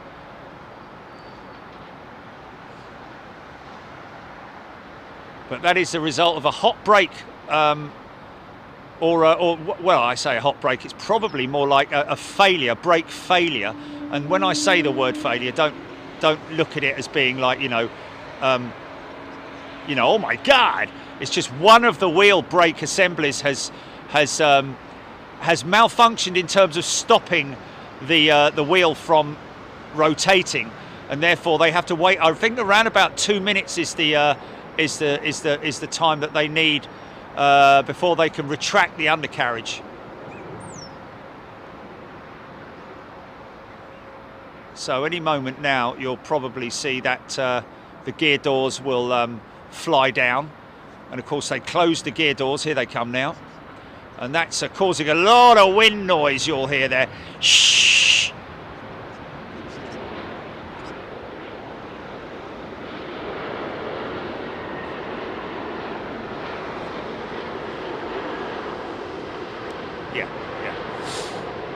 Yeah, absolutely. There's no difference between streaming live or videoing yourself and then posting it post-production. Otherwise, you wouldn't they wouldn't allow any of the police videos that you see, or any kind of videos that you see. It's obviously done under very careful conditions. Yeah, all the storm chasers and all that sort of thing. So obviously, I understand, but please do your research before just blatantly coming in and saying that, it's illegal to stream live whilst you're driving, because it's not. As long as you are abiding by the laws and your device is not handheld and it's in a cradle, or the phone's in the cradle and the cat in the moon, dividdy-doo, to Selma and soon. So yes, obviously one should do one's research before just blatantly going bang. But thank you anyway for bringing that up to our attention. So what we're looking out for, folks, right now is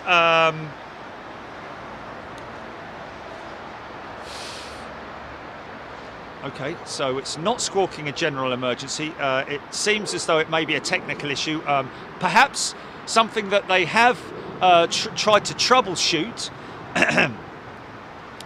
maybe with their with the onboard systems, and also perhaps contacting their head office, the maintenance teams in the head office. But it may be something that is they've not had any joy with in terms of fixing that issue, and it will probably be, as they are telling the passengers on board, just something that we're just doing for precaution. Now it's interesting that they've diverted to London Heathrow and not somewhere like Dublin or something, because they go into Dublin, don't they? I'm sure they're going to Dublin. I think Finnair going to Dublin. They will have some kind of but it's maintenance. I think it's more maintenance.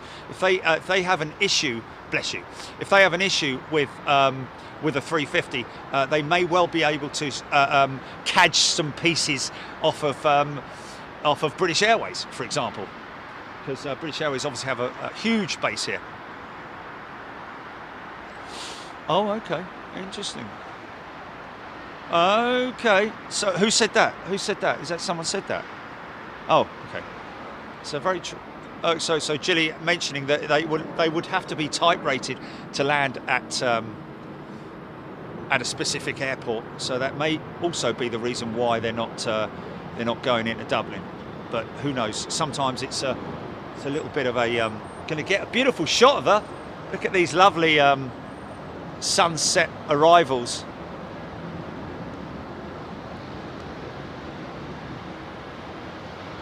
Oh, okay.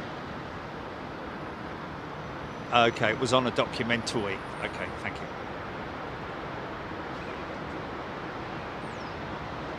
Straight back. Okay, 3,200 people watching right now. Good afternoon, good evening, good morning, wherever you are in the world. You're watching Big Jet TV. International live streamers. We do stream from other areas of the world. At the moment, we haven't done anything far east. We are planning to do so. In the new year, we're looking at doing Narita in around February time. But we also need to please bear in mind that we will be keeping a very close eye on weather conditions here in the UK, because we want another storm. We want another storm. Steve Batty is a new member. Welcome, Steve. The Bootle lad, John Grinham, your pal Palpatine, Jeffrey Pines, Paul Skilling, LFCE and tech issue and coming into London Heathrow due to being One World member. So BA perhaps tech help. Yes, yes. And also BA might be able to with BA's membership cooperation with One World, they may be able to offer an aircraft over to where's it going? Orlando, that's it. Yeah, so but interestingly speaking to pilots with BA, not mentioning any names of course, but it does seem, and it is, I think, generally a agreeable fact that it may be that British Airways acted very hastily, or were spooked, I have to say, were possibly spooked by the numbers that the accountants were throwing at them during COVID. And I think it was also a sort of like, what do you call it, effect of when everyone else does it, you do it. The sort of like, you know, but anyway, everyone else is like, you know, oh God, we've got to get rid of our 4-engine jets. Or maybe it was an opportunity because they were slowly retiring their 747s. But a lot of those aeroplanes, folks, a lot of those 747s had just been modified. We're talking about brand new Panasonic IFEs. We're talking about all new carpeting, new seating, new interior, all those 747s, and they just scrapped them. They scrapped them. Couldn't even reuse any of the IFEs, nothing that they could reuse. Absolutely insane, I've got to say. And at the same time doing that and wasting, losing huge amounts of money when because they had no idea how long COVID was going to last, let's be honest. And I think they were a little bit hasty. I think they should have just taken a leaf out of Lufthansa's book, stored them for a little bit longer, made sure, because certainly, most certainly, they will be in some way suffering from aircraft shortage due to demand, and certainly coming up to next year, I would have thought, wow, look at that. What's that big bank going on there? That's BA in the hold, isn't it? Wow.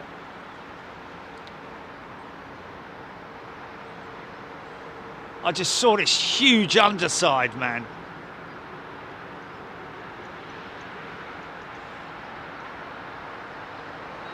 Is it Bigham? Was that Bigham? Was that out of Bigham or the Ockham hold? Right. Bigham is further to the east. Yeah. Wow, he's still at some altitude, man.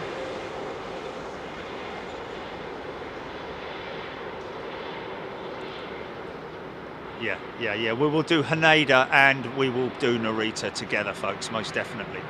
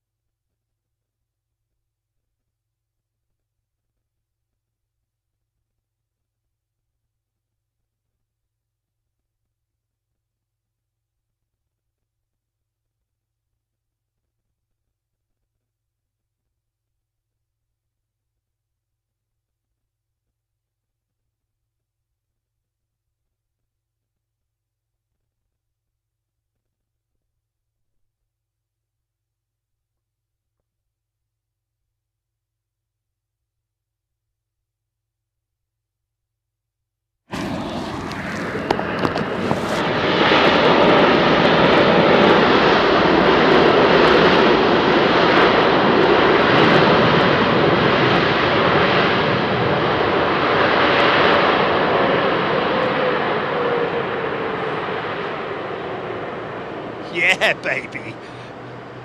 Go on, the Kenyan.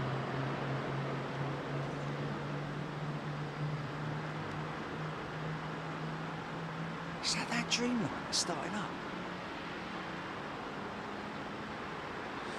Sounds very... I mean, it's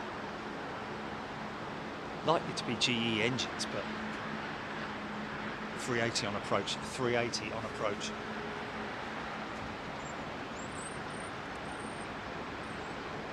So this is 268, this is BA 268. Oh, yes. Okay, folks. BA 268 is going to... well, it won't do if it's out of focus. Stand by.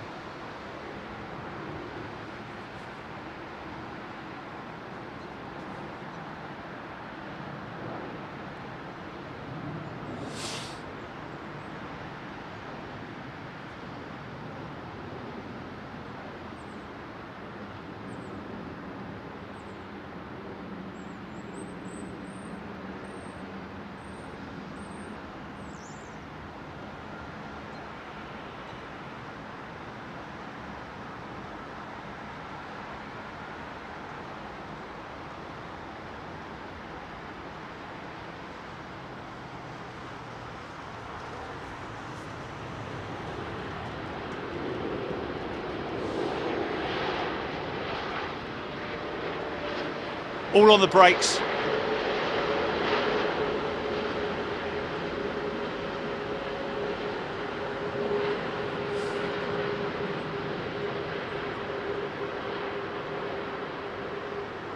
Idle reverses.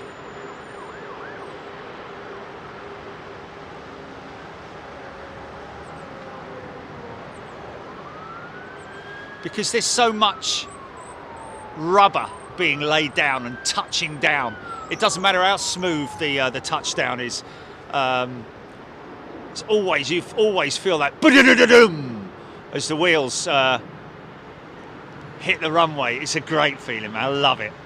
Always feels quite dramatic and reverberated right the way up through into the top deck. which was great. And then you just feel nothing. Oh, Kevin got that landing at LAX last night. Brilliant, man. That's crazy, isn't it?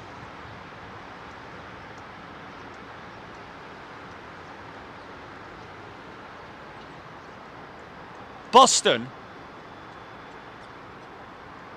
they've got the president going in there, and they've got William and Kate, I believe. That's what she told me anyway.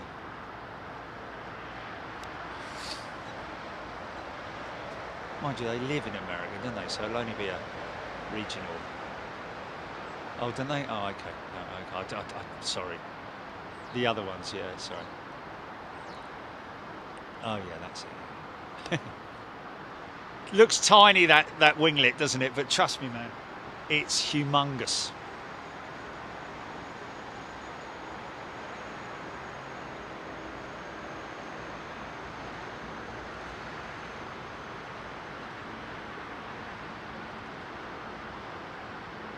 Yeah.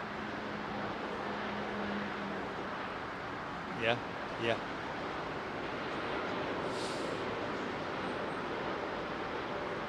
Yeah, exactly, yeah.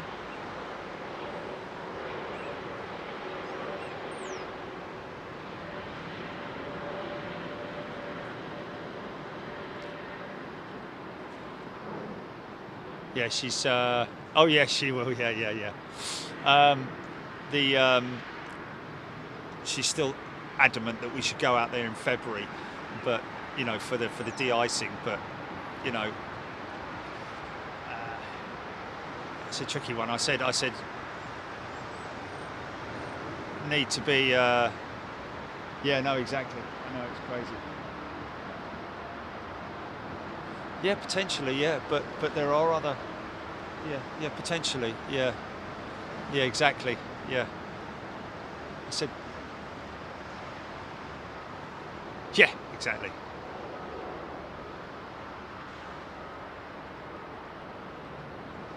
And can I say also, folks, that the customs, well, actually, yeah, it is, well, no, it's not. It's security, innit? It's security checks at Miami, a completely different bunch of people. Lovely people to deal with, very happy, a little bit of banter, talking amongst themselves. No, at Miami. Yeah, when we went through security, going back, yeah, not passport control, not immigration, but security.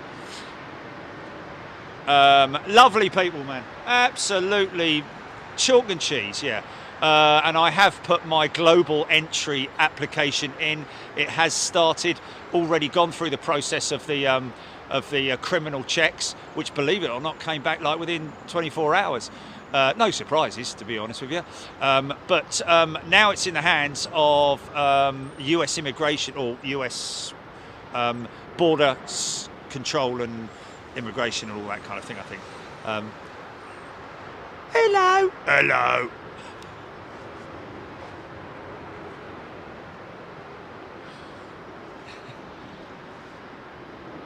SAS jet.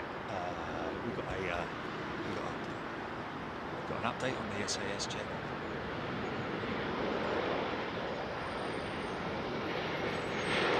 Oh, sorry, Finnair. Sorry, my apologies. What's that altitude? It looks like a 330. Heading southeast. Qatar triple, is it? Oh, okay. Fair enough. Okay, folks. Jilly, do you want to put up the Finnair jet? Let's just have a look at her and see what she's up to, please.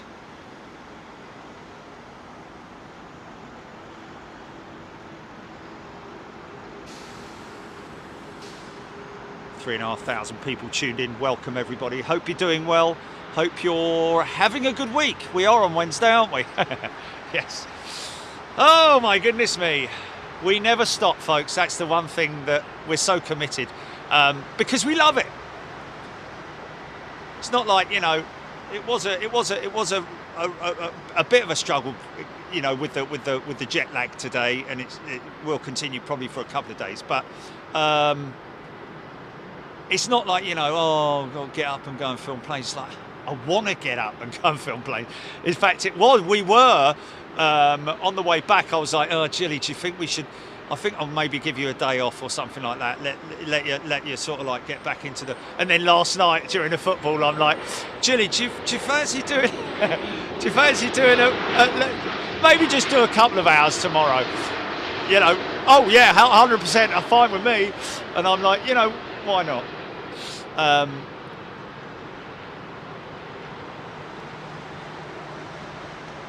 Yeah.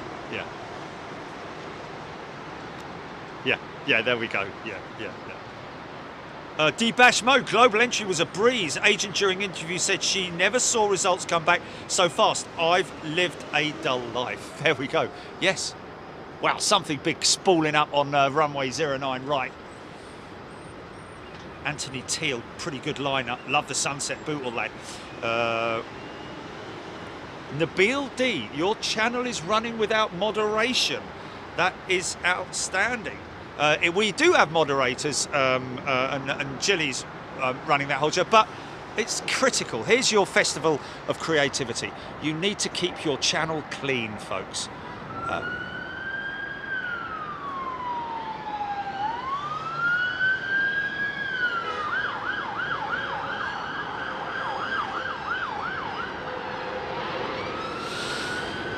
Yeah.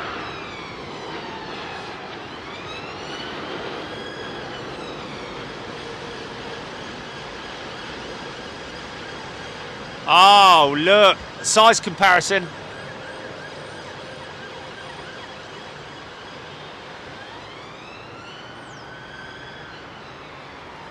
Philip Sinclair, I have an annual Esther, Philip. Actually, it's a biannual Esther. So yes, well, 3 years, sorry. My current Esther runs out, I think, middle of next year, something like that. Diesel 13, Kenny Goods. And by the way, the Esther takes minutes, folks. Literally minutes. Definitely worth. Got a 380 on approach. Got a 380 on approach. Just trying to grab that one climbing out. Oh man, why am I not getting that? It's because the sun. Because the.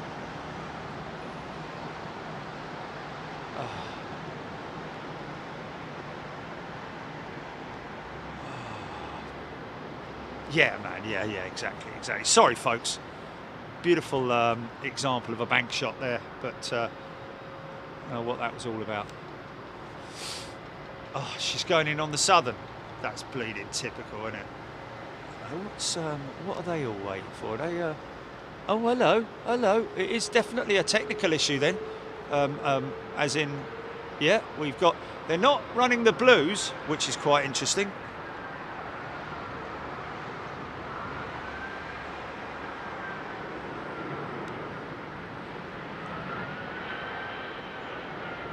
In where? Yes.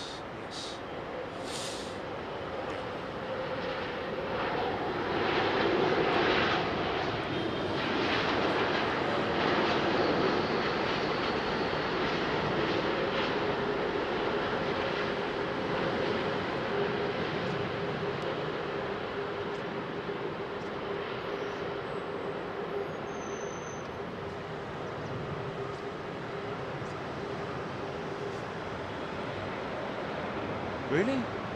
Esther's all online, isn't it? Not stressful at all.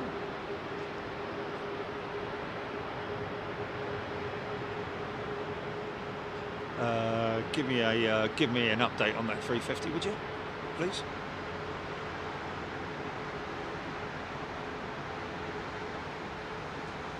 Okay, she's just under around about 2,500 feet.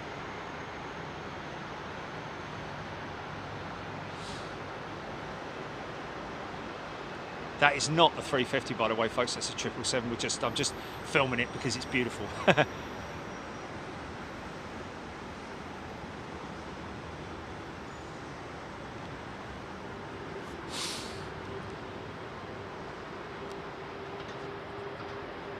Moderators generally look after the chat. Well, they're supposed to anyway. Answer questions, etc., etc. But generally keeping the flow nice and clean, making sure it's all because we have to obviously monitor everything and make sure that the parental guidelines are you know, swearing and any sort of like offensive stuff that might come in there. We generally don't like people talking bad about other people or about you know, anybody really. Bit of banter, yeah, we like that, but we like to keep everything as clean as possible and make everything non-offensive, of course. Yeah, it works very, very well. We're very stringent on it, I have to say. Very, very stringent on it, or strict, whichever way you want to describe it. But and that's the way we are. Some people don't like it, in fact, but only literally a very small minority of people don't like it because of that whole sort of like freedom of speech sort of thing. But in general, those who send us nasty messages are either people from other places that are either very jealous or you know, just trying to stir up a hornet's nest, which never works. They just get booted down the road. Very simple. We've been doing it for so many years now, and there are, believe it or not, a very small minority of very very small-minded. Go round.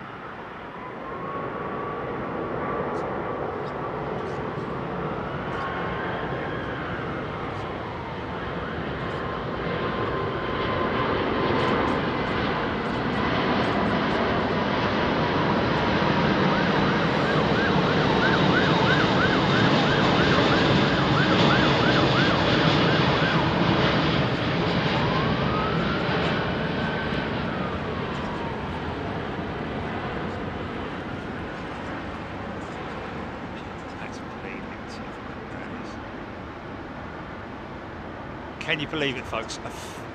Now that is as rare as rocking horse poo, that is. I know, I've got it.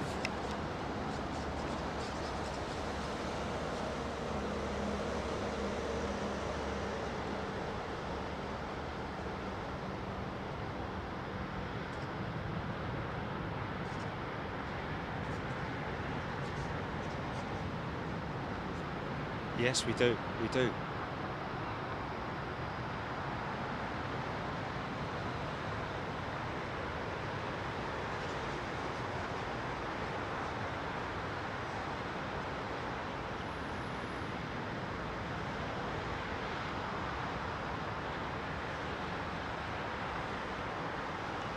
That's bleeding typical. That is. What was that about? I wonder. I'll tell you what, though, the folks back home in Dubai will not be happy with that.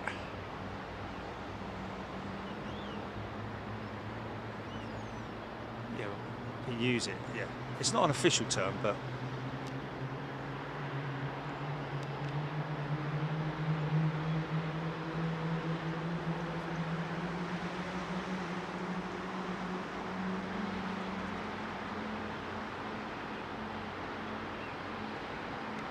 Yeah, we've kind of cut the dead wood out of from days gone by now, haven't we? All the idiots are sort of like off doing their own thing, and unfortunately not enjoying their lives, probably because they're just those kind of people who just probably don't enjoy life. You know, as simple as that. Number 2 start.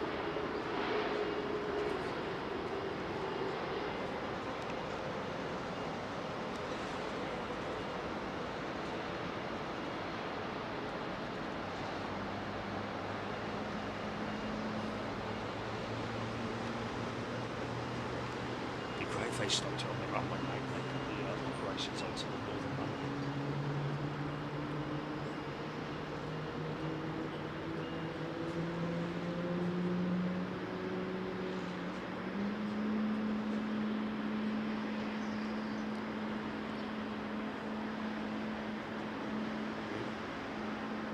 Sounds like a brake issue to me, mate.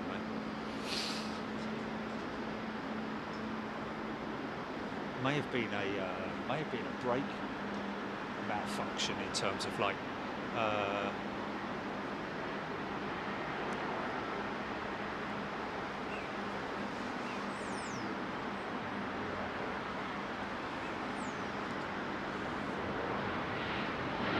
Tony McCall, Martin P, couple of days, Diane 78, Luke Deshower, security at Frankfurt was awful last weekend. Very rude people shouting at everybody without any reason. I have had a bad experience at Frankfurt. And that's all I'm going to say. It wasn't much fun. Do you remember that time, Jilly? Do you remember that time? Oh my God. Oh my God. And that was just one individual. One individual, man. It was one individual, oh my God. But it says it clearly on the thing. It says it clearly on the thing. No, not interested. But it says it on there. I do it all the time. I travel all over the world. No, not interested.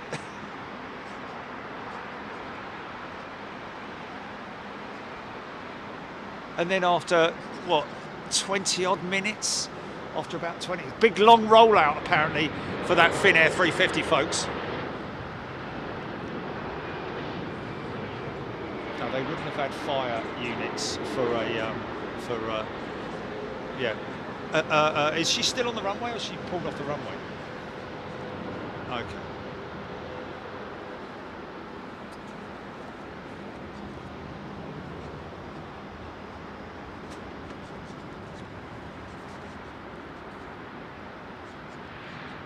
You copy, GB? Oh, okay. Nick Gray heading to 09 right. Oh, okay, that's the... sorry, I'm way behind on the comments. My apologies, folks. Ewan Weech, Rab H, Paul Skilling, Tony, good day to you. John Grinham. Yeah, BEA would look good on a 787, wouldn't it? Trone Hunter, yes, indeed, 4K streams coming soon. Maybe by the end of the year. Who knows?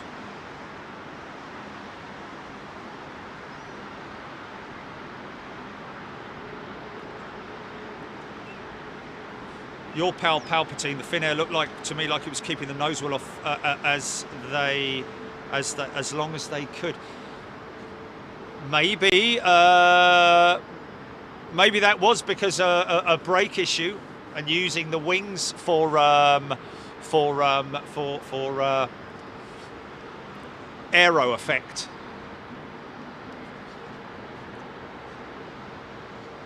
Pilots. Oh, Pilot D, he's put a big D in there now, hasn't he? It's Pilot D, SPA. I kept saying Pilot SPA. Good day to you, sir. I hope you're well. Nice big Air Canada 777-300. Get it right in the end.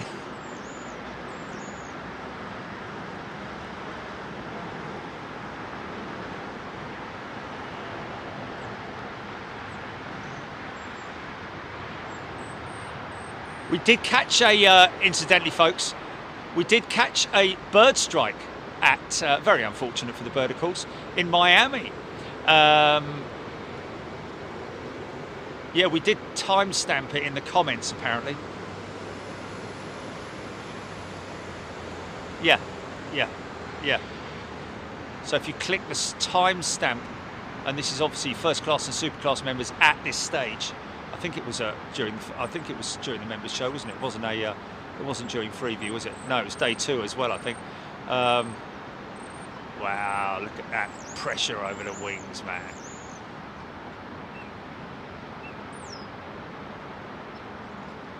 Oh no, that I can't answer that really, to be honest with you. I've had some pretty gnarly landings. Some which are sort of like, whoa, hey, swaying left and swaying right. But nothing that's sort of like, you know, frightened the living bejesus out of me in any way. Had a go around, but it was a very early go around, very well There she is, there she is. Yeah, I've got it. Yeah. Oh, I could have got it a lot earlier than that, though. I reckon it's a brake issue, mate. I reckon it's a brake issue. She's obviously had a visual inspection. Looks like everything's everything seems to be all right on there. But of course, the boys and girls obviously taking every precaution that is necessary.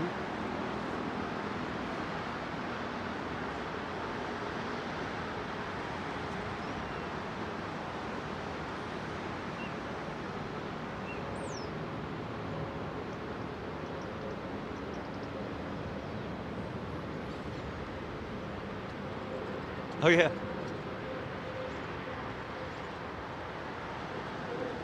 So it's interesting to see a police vehicle with them. I think that's a police vehicle, is it? Or maybe not. Operations vehicle, that'll be APOC. Fire units. Don't know if it's airport security. It looks green. No, that looks like a medical vehicle. Yeah.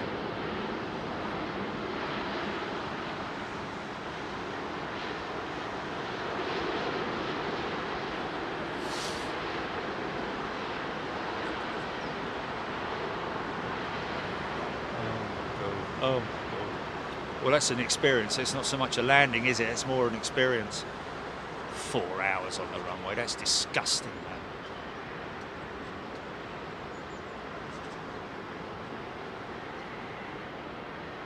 Some of the very interested to see some of the chat that's been going on LinkedIn from some very, very experienced and established pilots about single pilot operations. I don't know why it's even being discussed. And a lot of them are poo-pooing it and saying, don't be so bleeding ridiculous. It is ridiculous to think, can you imagine a single pilot up front flying 300 odd people behind him or her on their own with no backup pilot? It ain't going to happen. It's never, ever going to happen. Not in our age, anyway. Not until such time as they have the capability of flying the aeroplane from the ground in the case of an emergency. Oh, bin.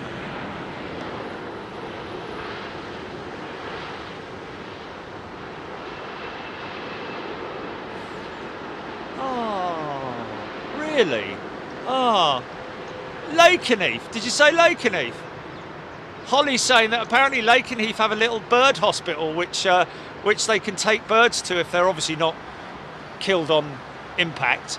But if they're stunned, it's stunned, mate. Listen, mate, that paddock wouldn't voom if you put 2,000 volts through it. Ah, Norwegian blue, mate, lovely, beautiful plumage. Is that? I can hear a prop over the top. Oh, well, we'll have to ask Lakenheath about that. Maybe go and have a little look at the little birdie hospital.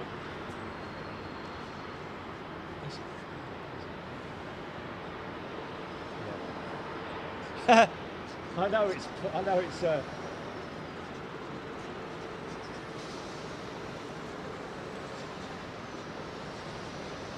know it's pantomime season, Jilly, but it's behind you. Oh, no, it isn't. Okay.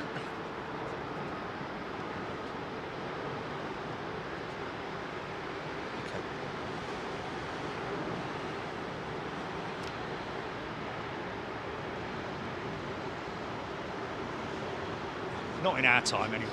Not until they're able to control the aircraft from the ground in an emergency situation where they can literally radio control the aircraft. But what is the point, man? I mean, and anyone who says, yeah, but they can carry another pilot on the plane, it's like, but then you've got to still pay for 2 people to fly the plane, haven't you? Literally, theoretically.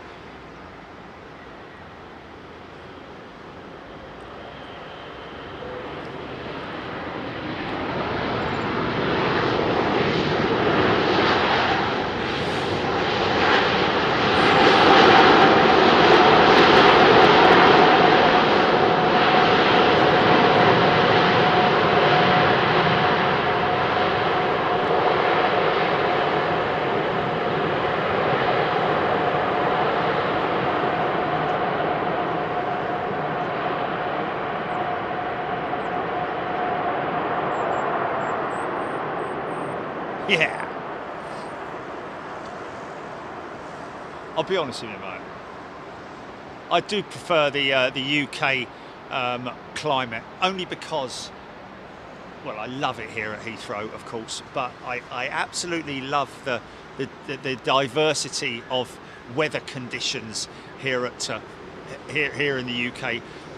You know, rain and wind and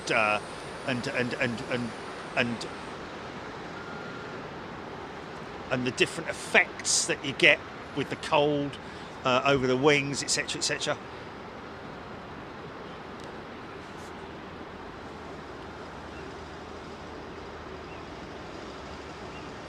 Russ CT, Andy P, Aviation in 4K, Dave Beeler.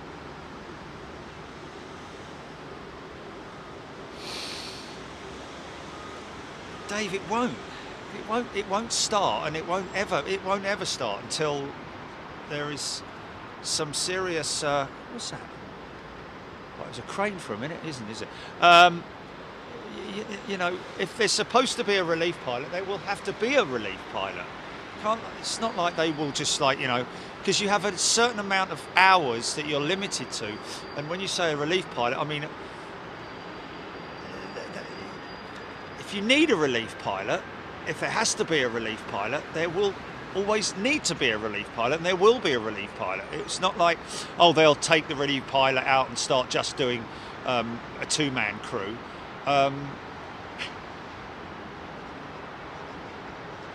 There's a relief pilot there for a reason. Normally that's on extra long haul.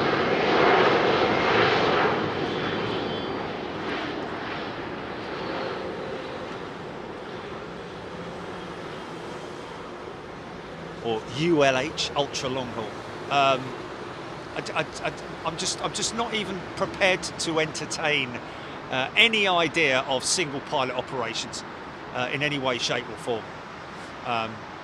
And like I put on the post, I was like, why are we even discussing this? It's insane to even think about it.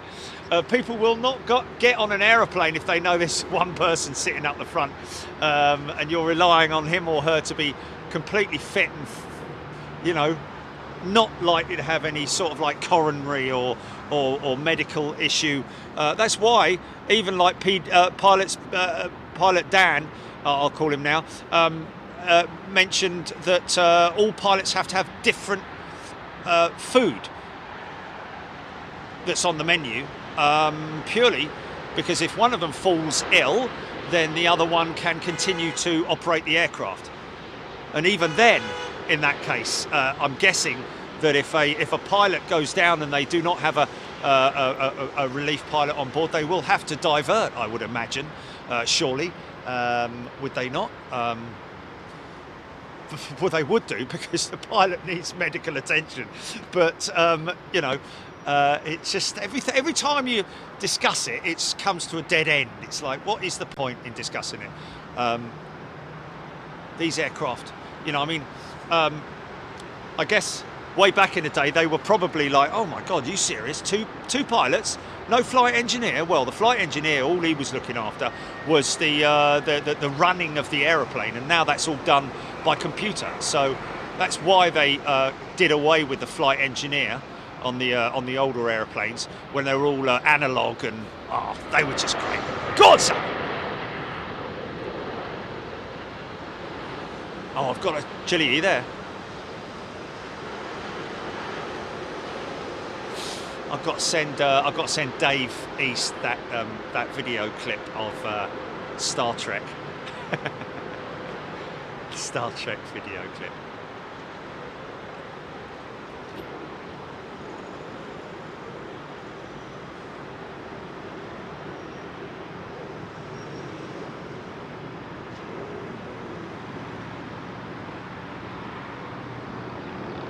There we go, Pilot Dan saying that we would have to divert. Oh, bit of Miami there, look. The old, hello, what's that altitude there? Is that something on a, it's a bit of a funny old, Paddington, isn't it? Oh, shoot for the moon, son, shoot for the moon. Ginny, watch. Oh, you. Oh, yeah.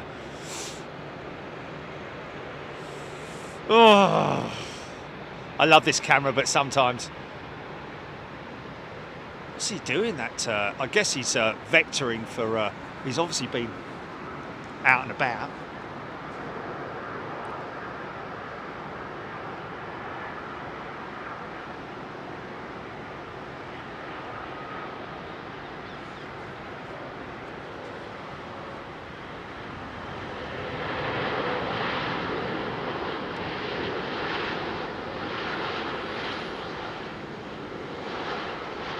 That's Branson's jet, innit? That's Branson's jet. Again, Ginny, like I say, the only time that will ever happen where you will have one pilot, it will be a monitoring pilot because the aircraft is flying fully automated. You just see what I mean? I mean, they are fully automated at the moment, really, to be honest with you. It's literally minutes after departure, after takeoff, that they switch to autopilot. It's literally hundreds of feet before they switch off autopilot when they're landing. So 99.99 reoccurring % of that flight is done automated, but you have to have monitors, and those monitors are, and also the flying pilots who will control the takeoff and the departure. I would not want to put my hand or my life in the hands of a computer, especially now when with all the 5G and 3G, all the potential things that could go wrong, we need to rely on these fantastic pilots who do a great job and who love what they do.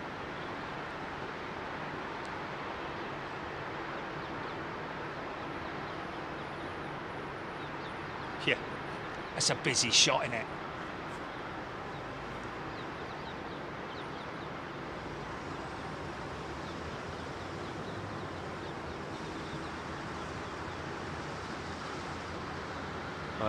Yeah, can't really. She's gone to remote stand.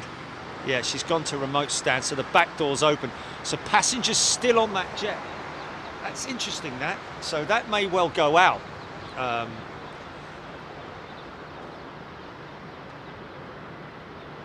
There's nothing worse, though, mate. Sitting in your seat. Obviously, they've been allowed to. I'd imagine they're allowed to take their seatbelts off and have a wander around the cabin.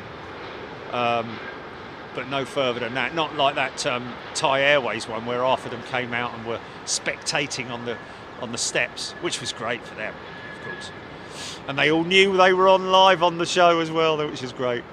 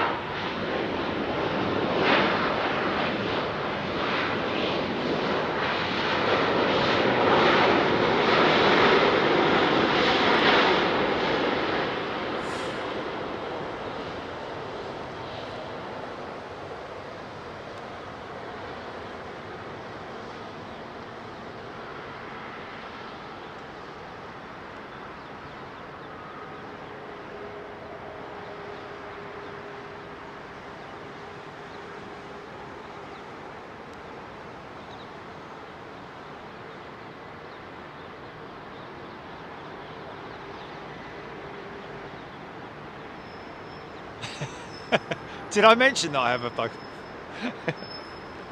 Just in case you missed that.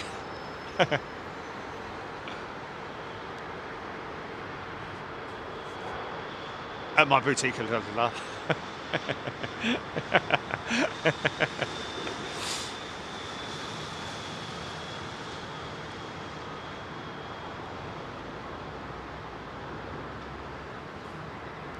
Well, the people to contact is it's just the airport, Julie. It's just the airport to contact. No. 2 to 3 weeks. No. What a wonderful thing. Mind that. What a lovely gesture. And what their name, Julie? What's their name again? Karma Scotland. Big shout out to you, Karma Scotland. Ian, thank you so much for your kind gesture. And most definitely we will look into that. Losing.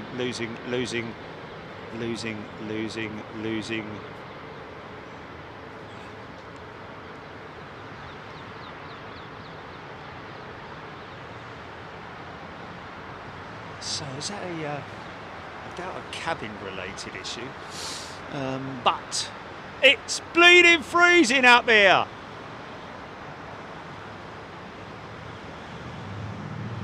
Ian, thank you so much. You are an absolute star for your offer, and we will definitely look into it. I'm guessing the thing to do is wow, look at the pitch angle on that, the trim on that horizontal stabilizer.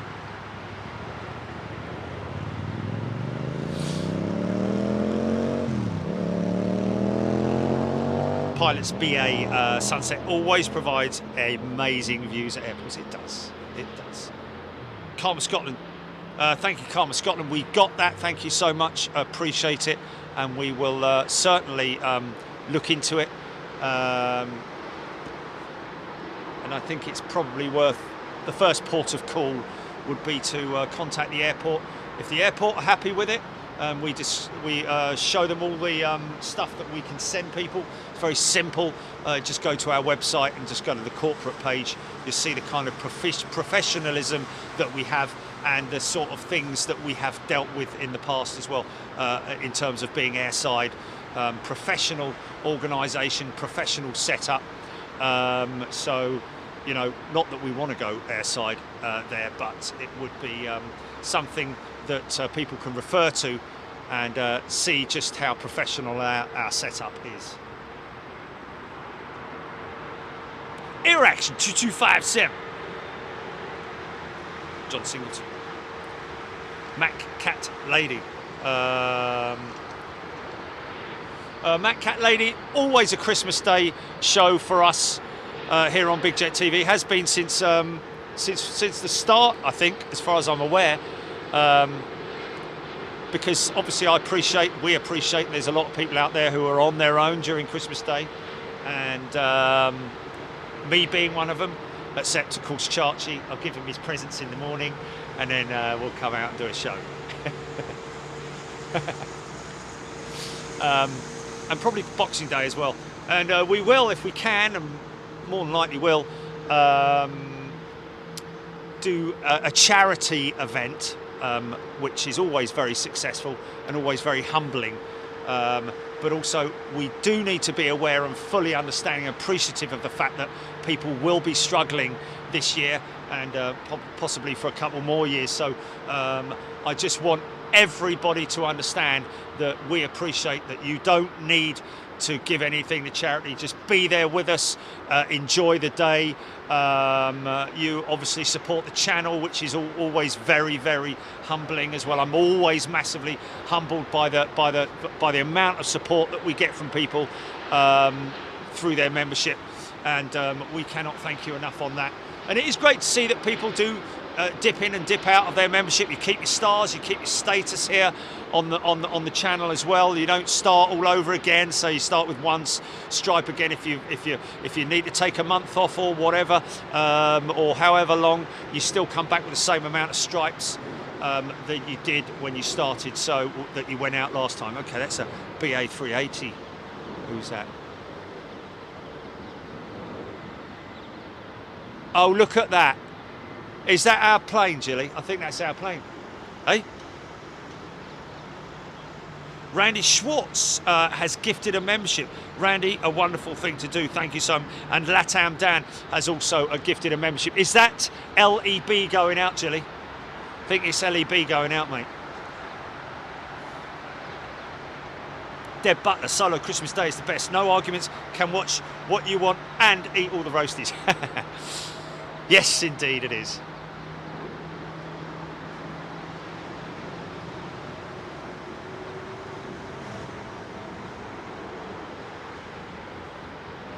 Okay.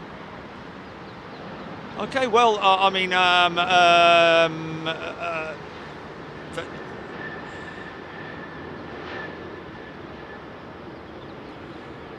yeah, Karma Scotland, the more you can help us in terms of that, the better. I would recommend, obviously, if you do, we need to copy into emails and so on and so forth so that they know exactly who you are talking about, and we would obviously get involved in that discussion as well. You can hear that start up on that 380. Dual engine start. Number 1 and 4, 2 and 3. Oh no, it's not. Okay. He's moving a little bit early. I don't know if maybe.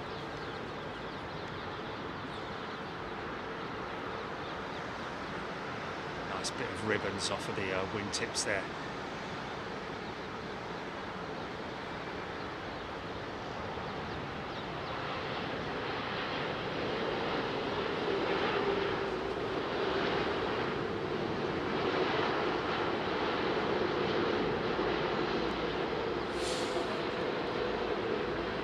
So I wonder, it's interesting, isn't it, that the A330 CEO, I believe, is still available as an option through Airbus, and that's mainly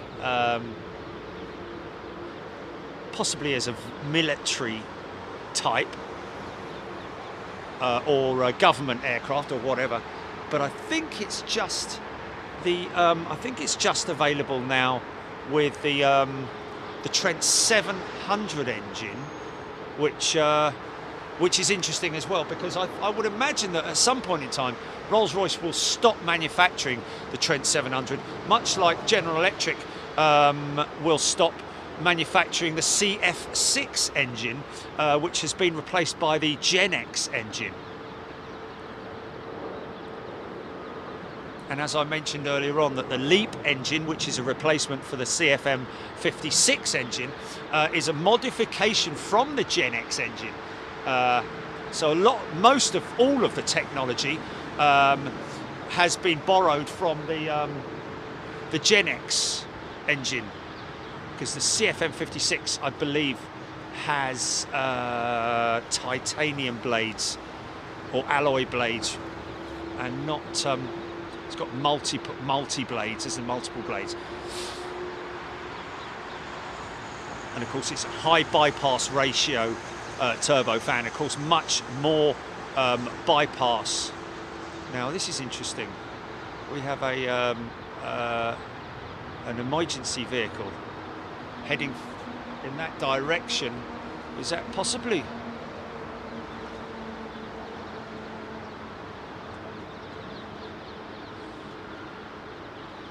They're going towards the Finnair jet.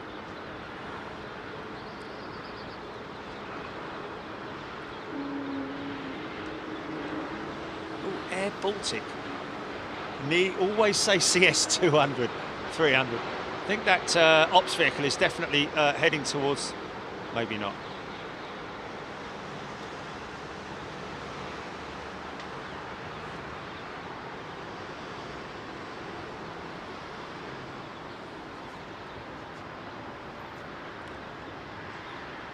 Daniel Frewer is a new member. Welcome, Daniel.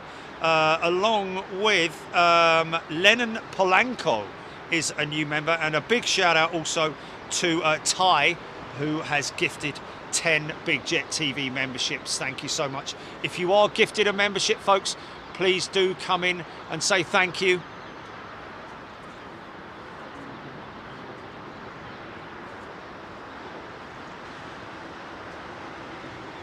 Say it, okay. Rocket launch.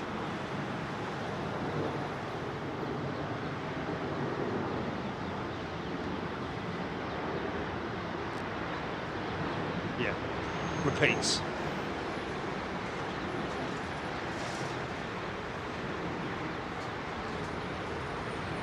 That was a quick turnaround for that DHL. It's in the plane. Jet. Ha ha!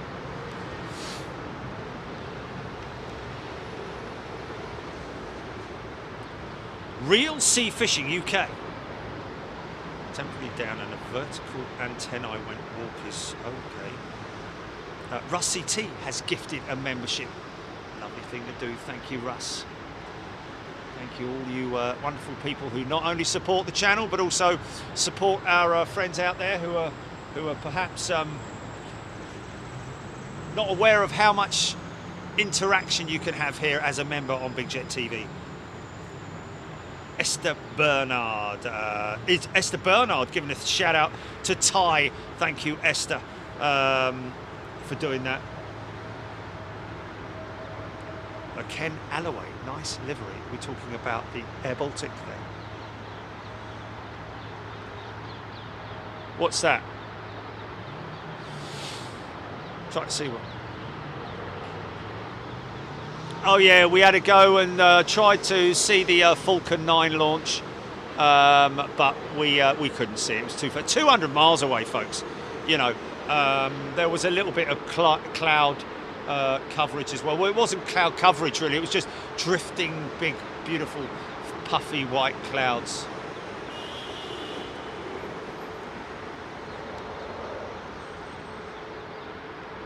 Well, that's a good question. Frey asking, why do aircraft's planes change? Is it Frey Bentos, did you say? Frey Bentos aficionado. Brilliant.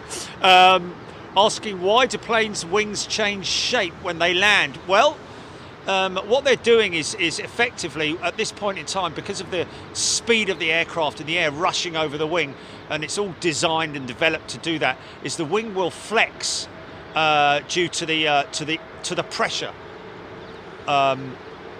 both above and under the wing. Well, it's pressure pushing the wing, pushing the aircraft upwards. So you're getting a change in pressure which changes the shape of the wing. Now that's mainly more so seen on aircraft like that one out there, the Dreamliner that you're looking at now.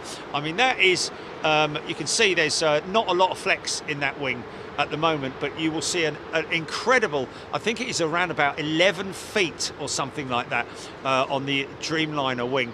Now here is the 380 going out, which I also noticed on departure has quite a significant amount of flex.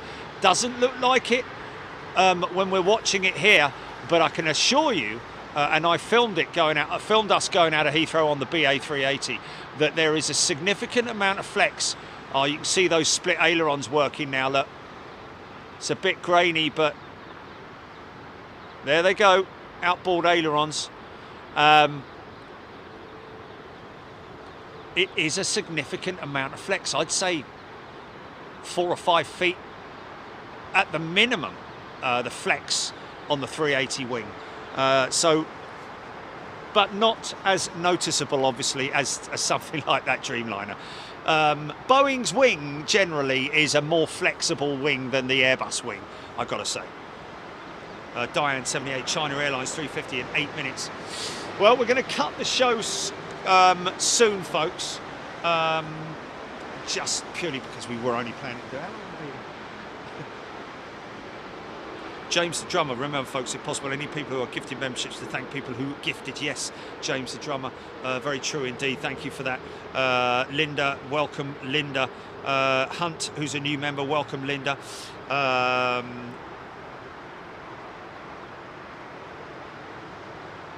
Russie T.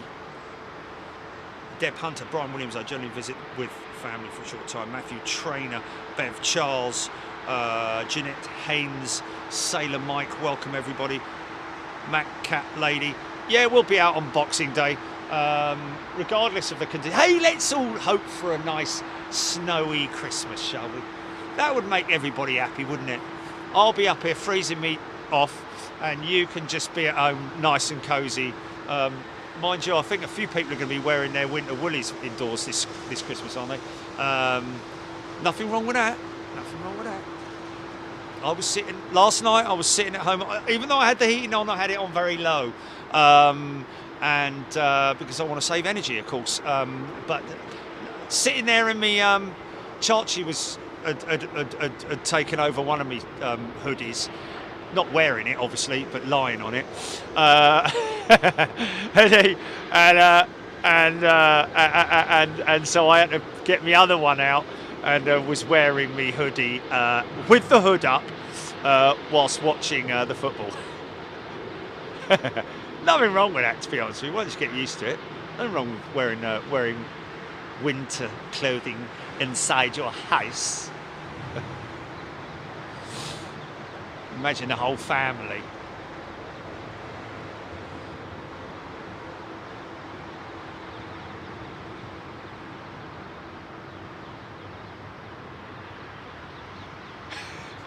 I saw a very funny joke last night with it was a bit of one of those sort of like tongue-in-cheek one, where the fella's like, you know, he's on his way out the door and he says to his wife, "Grab your coat, I'm going out." She said, "Oh, am I?" He said, "I'm going down the pub." She said, "Oh, am I coming?" He said, "No, I'm turning the heating down."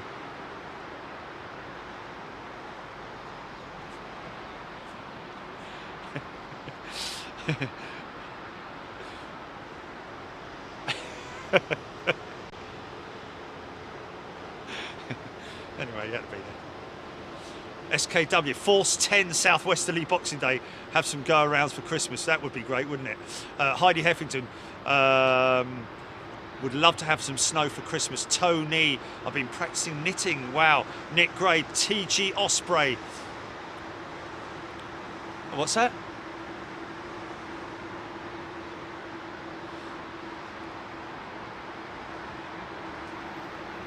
Well, we can't do a jumper, can we? Because we don't do jumpers in the.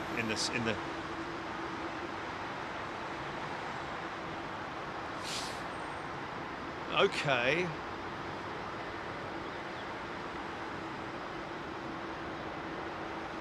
Well, I don't know about making it available for everybody, because it's going to be like they're going to wear it once a year and then it's going to go straight in the wardrobe, isn't it? So, one for me, maybe. Maybe? I don't know. Well, yeah, I guess so, but it's just a bit of a... Is it not a waste of money to buy something that you'll wear once a year? Air France just taken delivery of their latest A220, another A220, number 7, I think. I said to them, please send one of your A220s to London. We would love to see it. No reply. Go away, you English.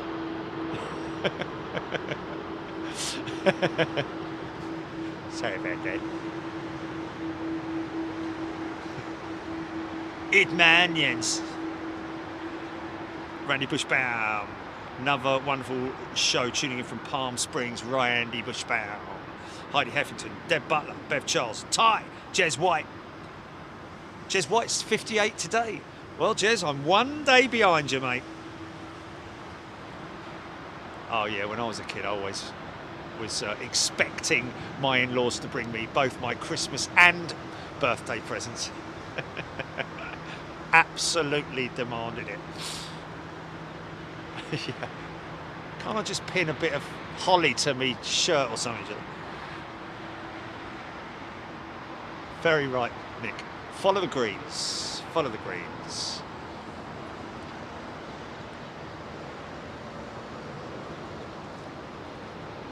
I've got a black and white Big Jet TV. Not Big Jet TV.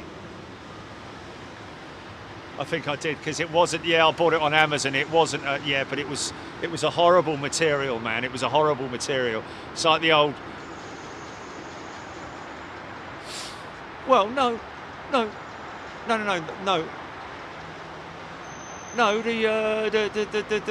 you're talking about hoodie versus a one with all over print on it, wasn't it? It was all over print on it, and it was horrible. It was like made out of crinkle paper.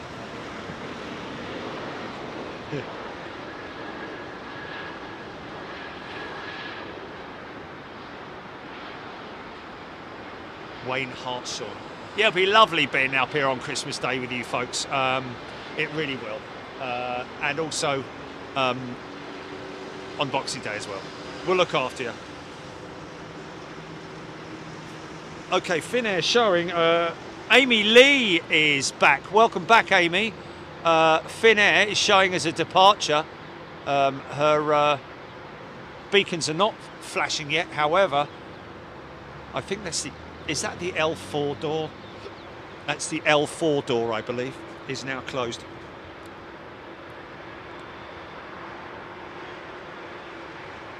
Sue Cruz, see you at the weekend. Take care.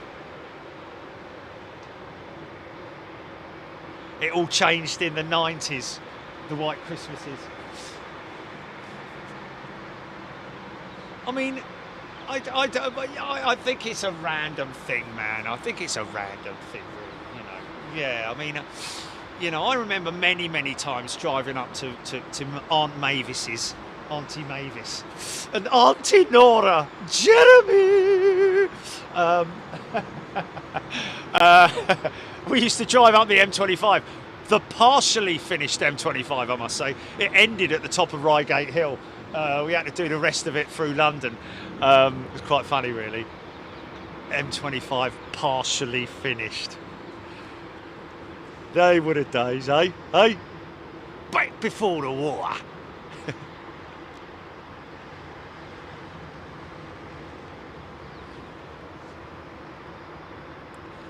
Your Palpatine, now they can finish their flight.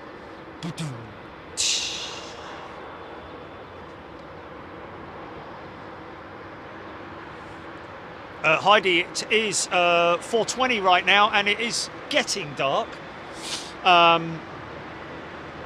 It's actually lighter on the camera monitor than it is what you're seeing, I think, than it actually physically is. It's actually a darker. But yeah, in the deep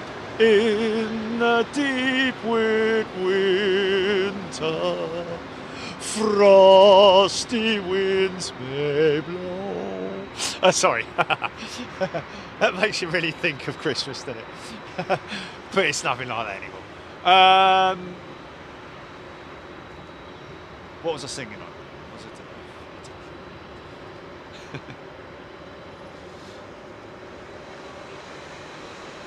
Charge.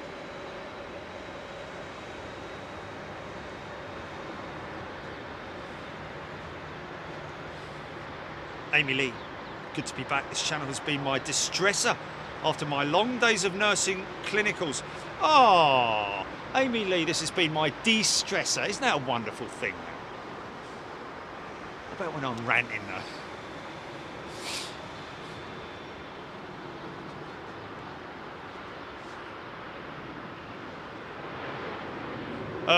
Wayne Harshawn, do snowy conditions have impact on the aircraft's performance? Ice would be the main thing there, Wayne. Ice build up on the wing, which is why they carry out anti-icing. If an aircraft's been sitting for a while overnight, for example, or for any specific amount of time, they will apply de-icer on the aircraft's flight surfaces. And if the aircraft is, sometimes it will be anti-icing that they will, anti-icing fluid. Or is the light just gone on that Finnair, or is that? Are they pushing it? No.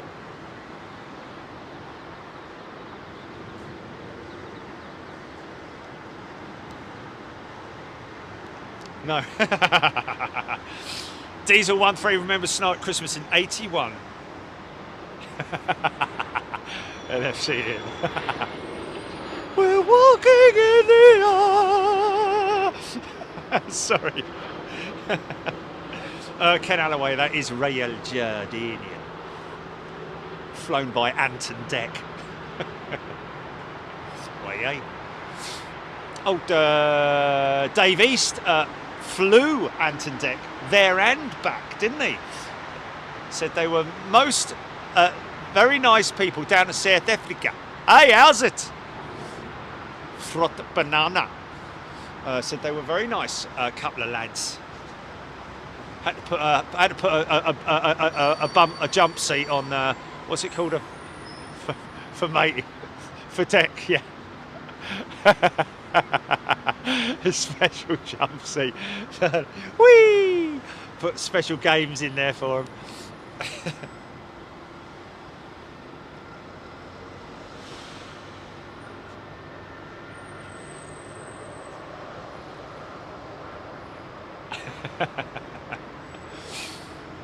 School choir.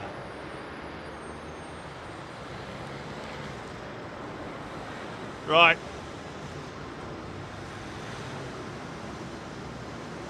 Oh, I remember '76 bad, the extreme snow. Actually, the year I was born, '63, December '63, late December back in '63. The snow was like up to the rooftops, wasn't it, or something? I think it was 63. I'm sure it was 63. Yeah, yeah. But you know what I mean? It was like really, really bad. Something starting up, okay.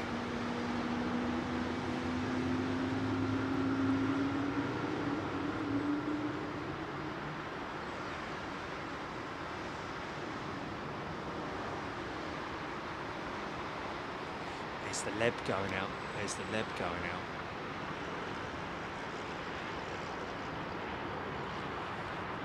Up you go, girl.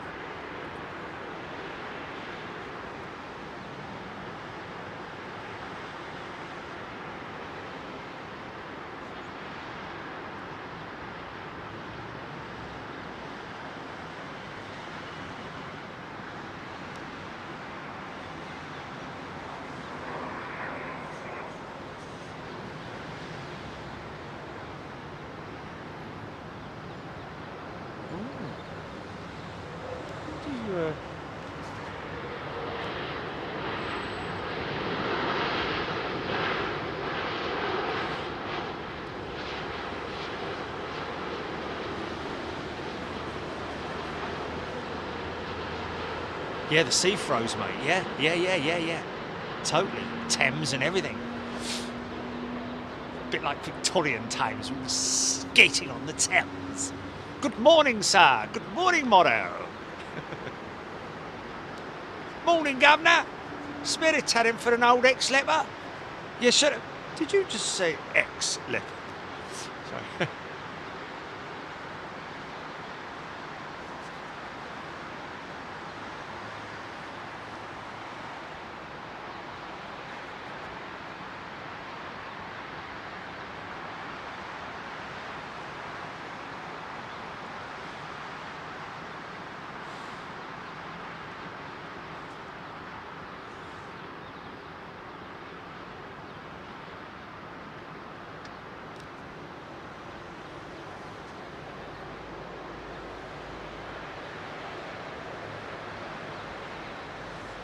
All those poor people, man. How long's that Finnair jet been on the ground?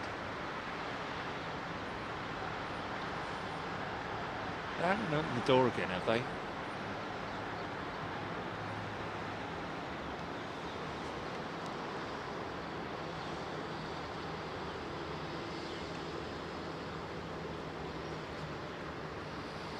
Right then. We've done it, just does like the 359.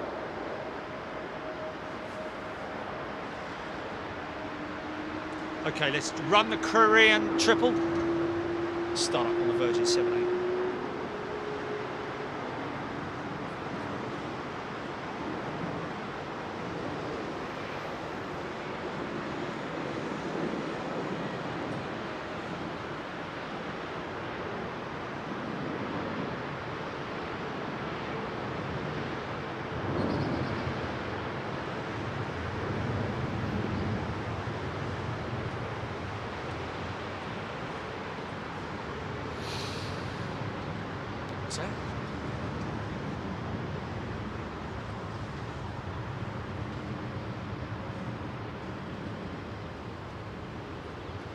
Thai bunch of youngsters. I definitely fall into the top category in terms of the elderly here, don't I? Elderly. 58. It's quite hot, isn't it?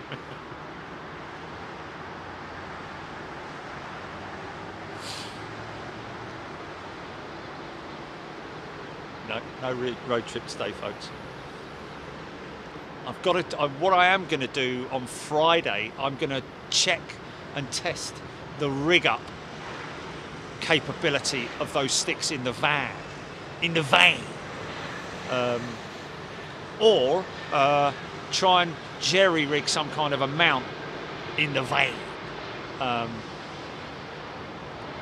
Trouble is, there's no flat surface on the van panel, is there? It's all curved.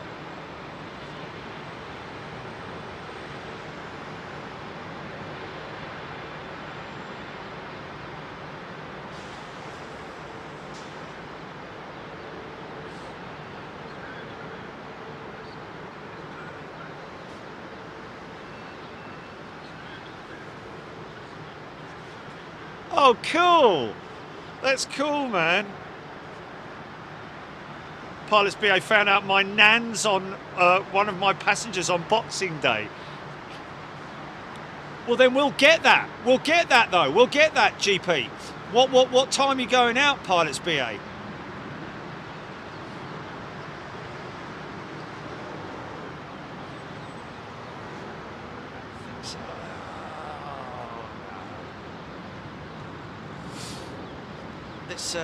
Peter Graham is a new member. Welcome, Peter. Wow, Pam, 1953. Fair play. Young at heart, though. Yeah, they do, man. They do. On home soil as well, and with Pilot Dan telling us that now, man. Yeah, it's easy for me as well. I don't want to be flying on bleeding Christmas Eve or something like that. Wow, look at those lights, man. Look at the lights, the beam of the lights. How cool is that? Yeah, I like the pink smoke as well, then.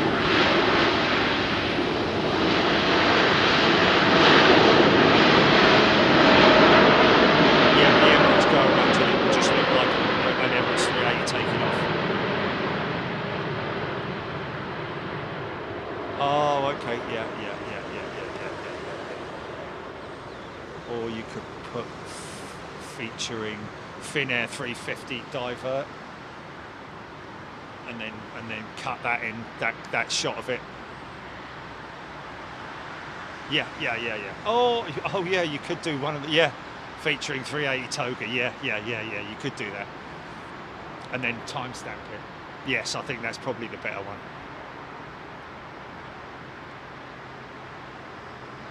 Paul Goldsworthy, yes, that sounds good. Yeah, we'll start off with Charchi in the morning.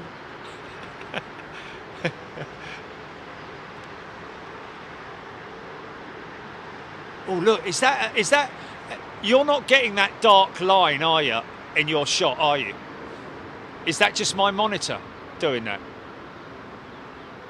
Oh, okay, in that case. Okay, so you can see that sort of like... that line through the middle there, then. Yeah, you can see that. Oh, okay, that is potentially. I think that's potentially. This camera, don't forget, has been going flat out for the best part of 2 years now. Maybe time to put this one in the retirement box.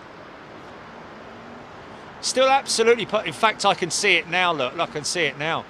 Look at that. I can see that line now. Okay, Dan, please let us know and keep us posted on that one. That would be great. Especially if your man's on the plane. His nan will probably go, have you been to the toilet before you go? Oh, isn't that nice?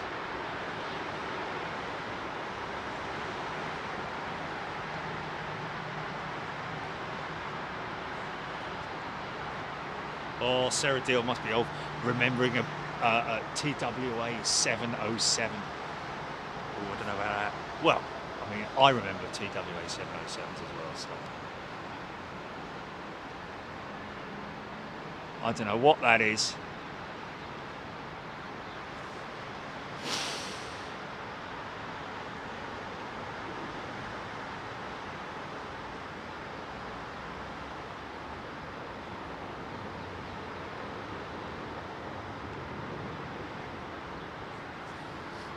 Yes, yes, yes, yes, yes, most definitely.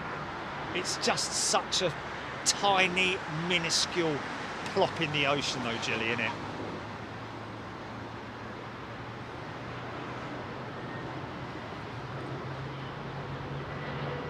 Right then, folks.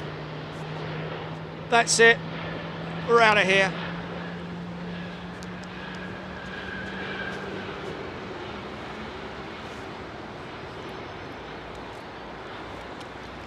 Talking over a startup, how very rude of me. By the way, folks, all these folks that you see, well, you don't see, I don't zoom in on it, but all these guys and girls in these opposite, these buildings opposite, that's all the airport. There's a lot of the airport control room there, certainly for APOC and the security teams. And a big shout out to all of you boys and girls. I don't know if it's going to probably look a little bit better if I turn the camera around this way, is it? Oh yeah, there we go.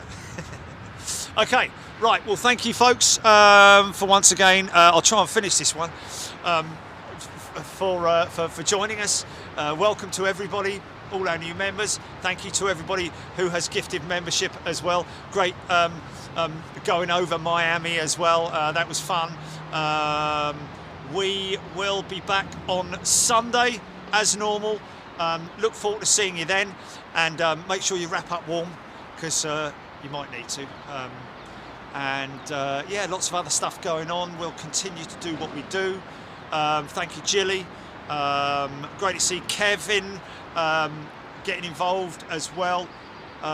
Good to see you, Kevin. Thank you very much indeed. And to everybody else, all our pilot friends, thank you so much. We appreciate your input, and along with all our other people who are not pilots but give us great information, whether it comes from their own head or whether it comes from Google or Wikipedia or wherever it does. We're very grateful to you constantly contributing to all of that. And to all our new members, have a think about it. Next time when you come in on Sunday, come in and say hello, ask questions. Somebody asking a question, I think it was a new member maybe asking a question about why do wings, why do aircraft wings change shape? I just want to get that, yeah. Look at the lights, man. Look at the lights because of the fog or mist. It's just misty, isn't it?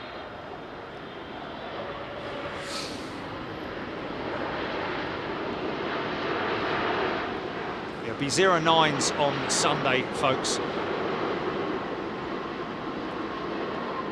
Well, it looks like it anyway. Yeah, it looks like it's going to be 09s on Monday. Yeah, I need to double check that. What I'll do is next time we have a show that's breaking into the evening, I'll switch the camera out for the next show just to see whether that because that's obviously not my monitor. That's obviously inside the camera, and when that happens, because it's such a cheap camera, it's pointless sending it down for repair.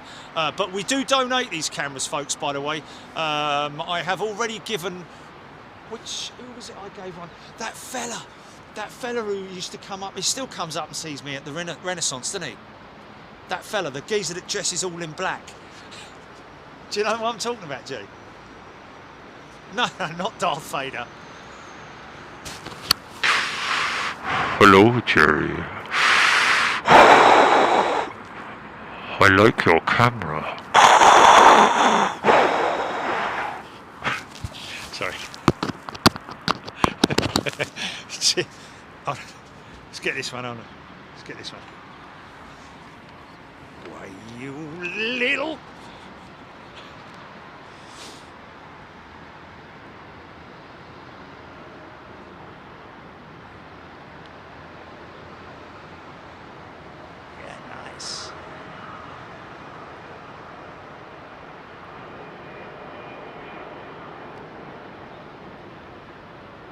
And he hasn't got asthma either. Nice.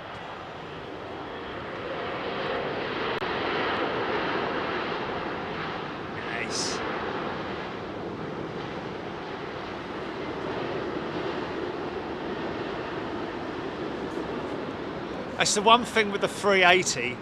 That's the one thing with the 380, you're kind of in the hands of the flight crew and the onboard systems controlling the temperature because it got really cold. But I love the little duvets, the little quilts that they hand out on BA. Did we have them on the bottom deck, or was it only in the posh seats? Oh yeah, really nice. Oh, it was lovely. It was lovely. The cushion and the headrest and all that. But yeah, if you're, it doesn't matter how you're like. It's like a normal planes. You can just control the temperature and all that. Well, you can't control the temperature, but you can turn the fans on when it gets too hot. So it went from being bleeding freezing to absolutely sweltering at one point. Anyway, you had to be there. But listen, folks, thank you so much. Enjoyed your company. Once again, we will see you on Sunday. Look after yourselves. Be good to yourselves and everybody else. Do whatever you do it responsibly, and we'll see you next time. Cheers, bye. Okay, JP, you can go for it. Stand by. Let's just let me say goodbye to each other. I'll go and dispose of this.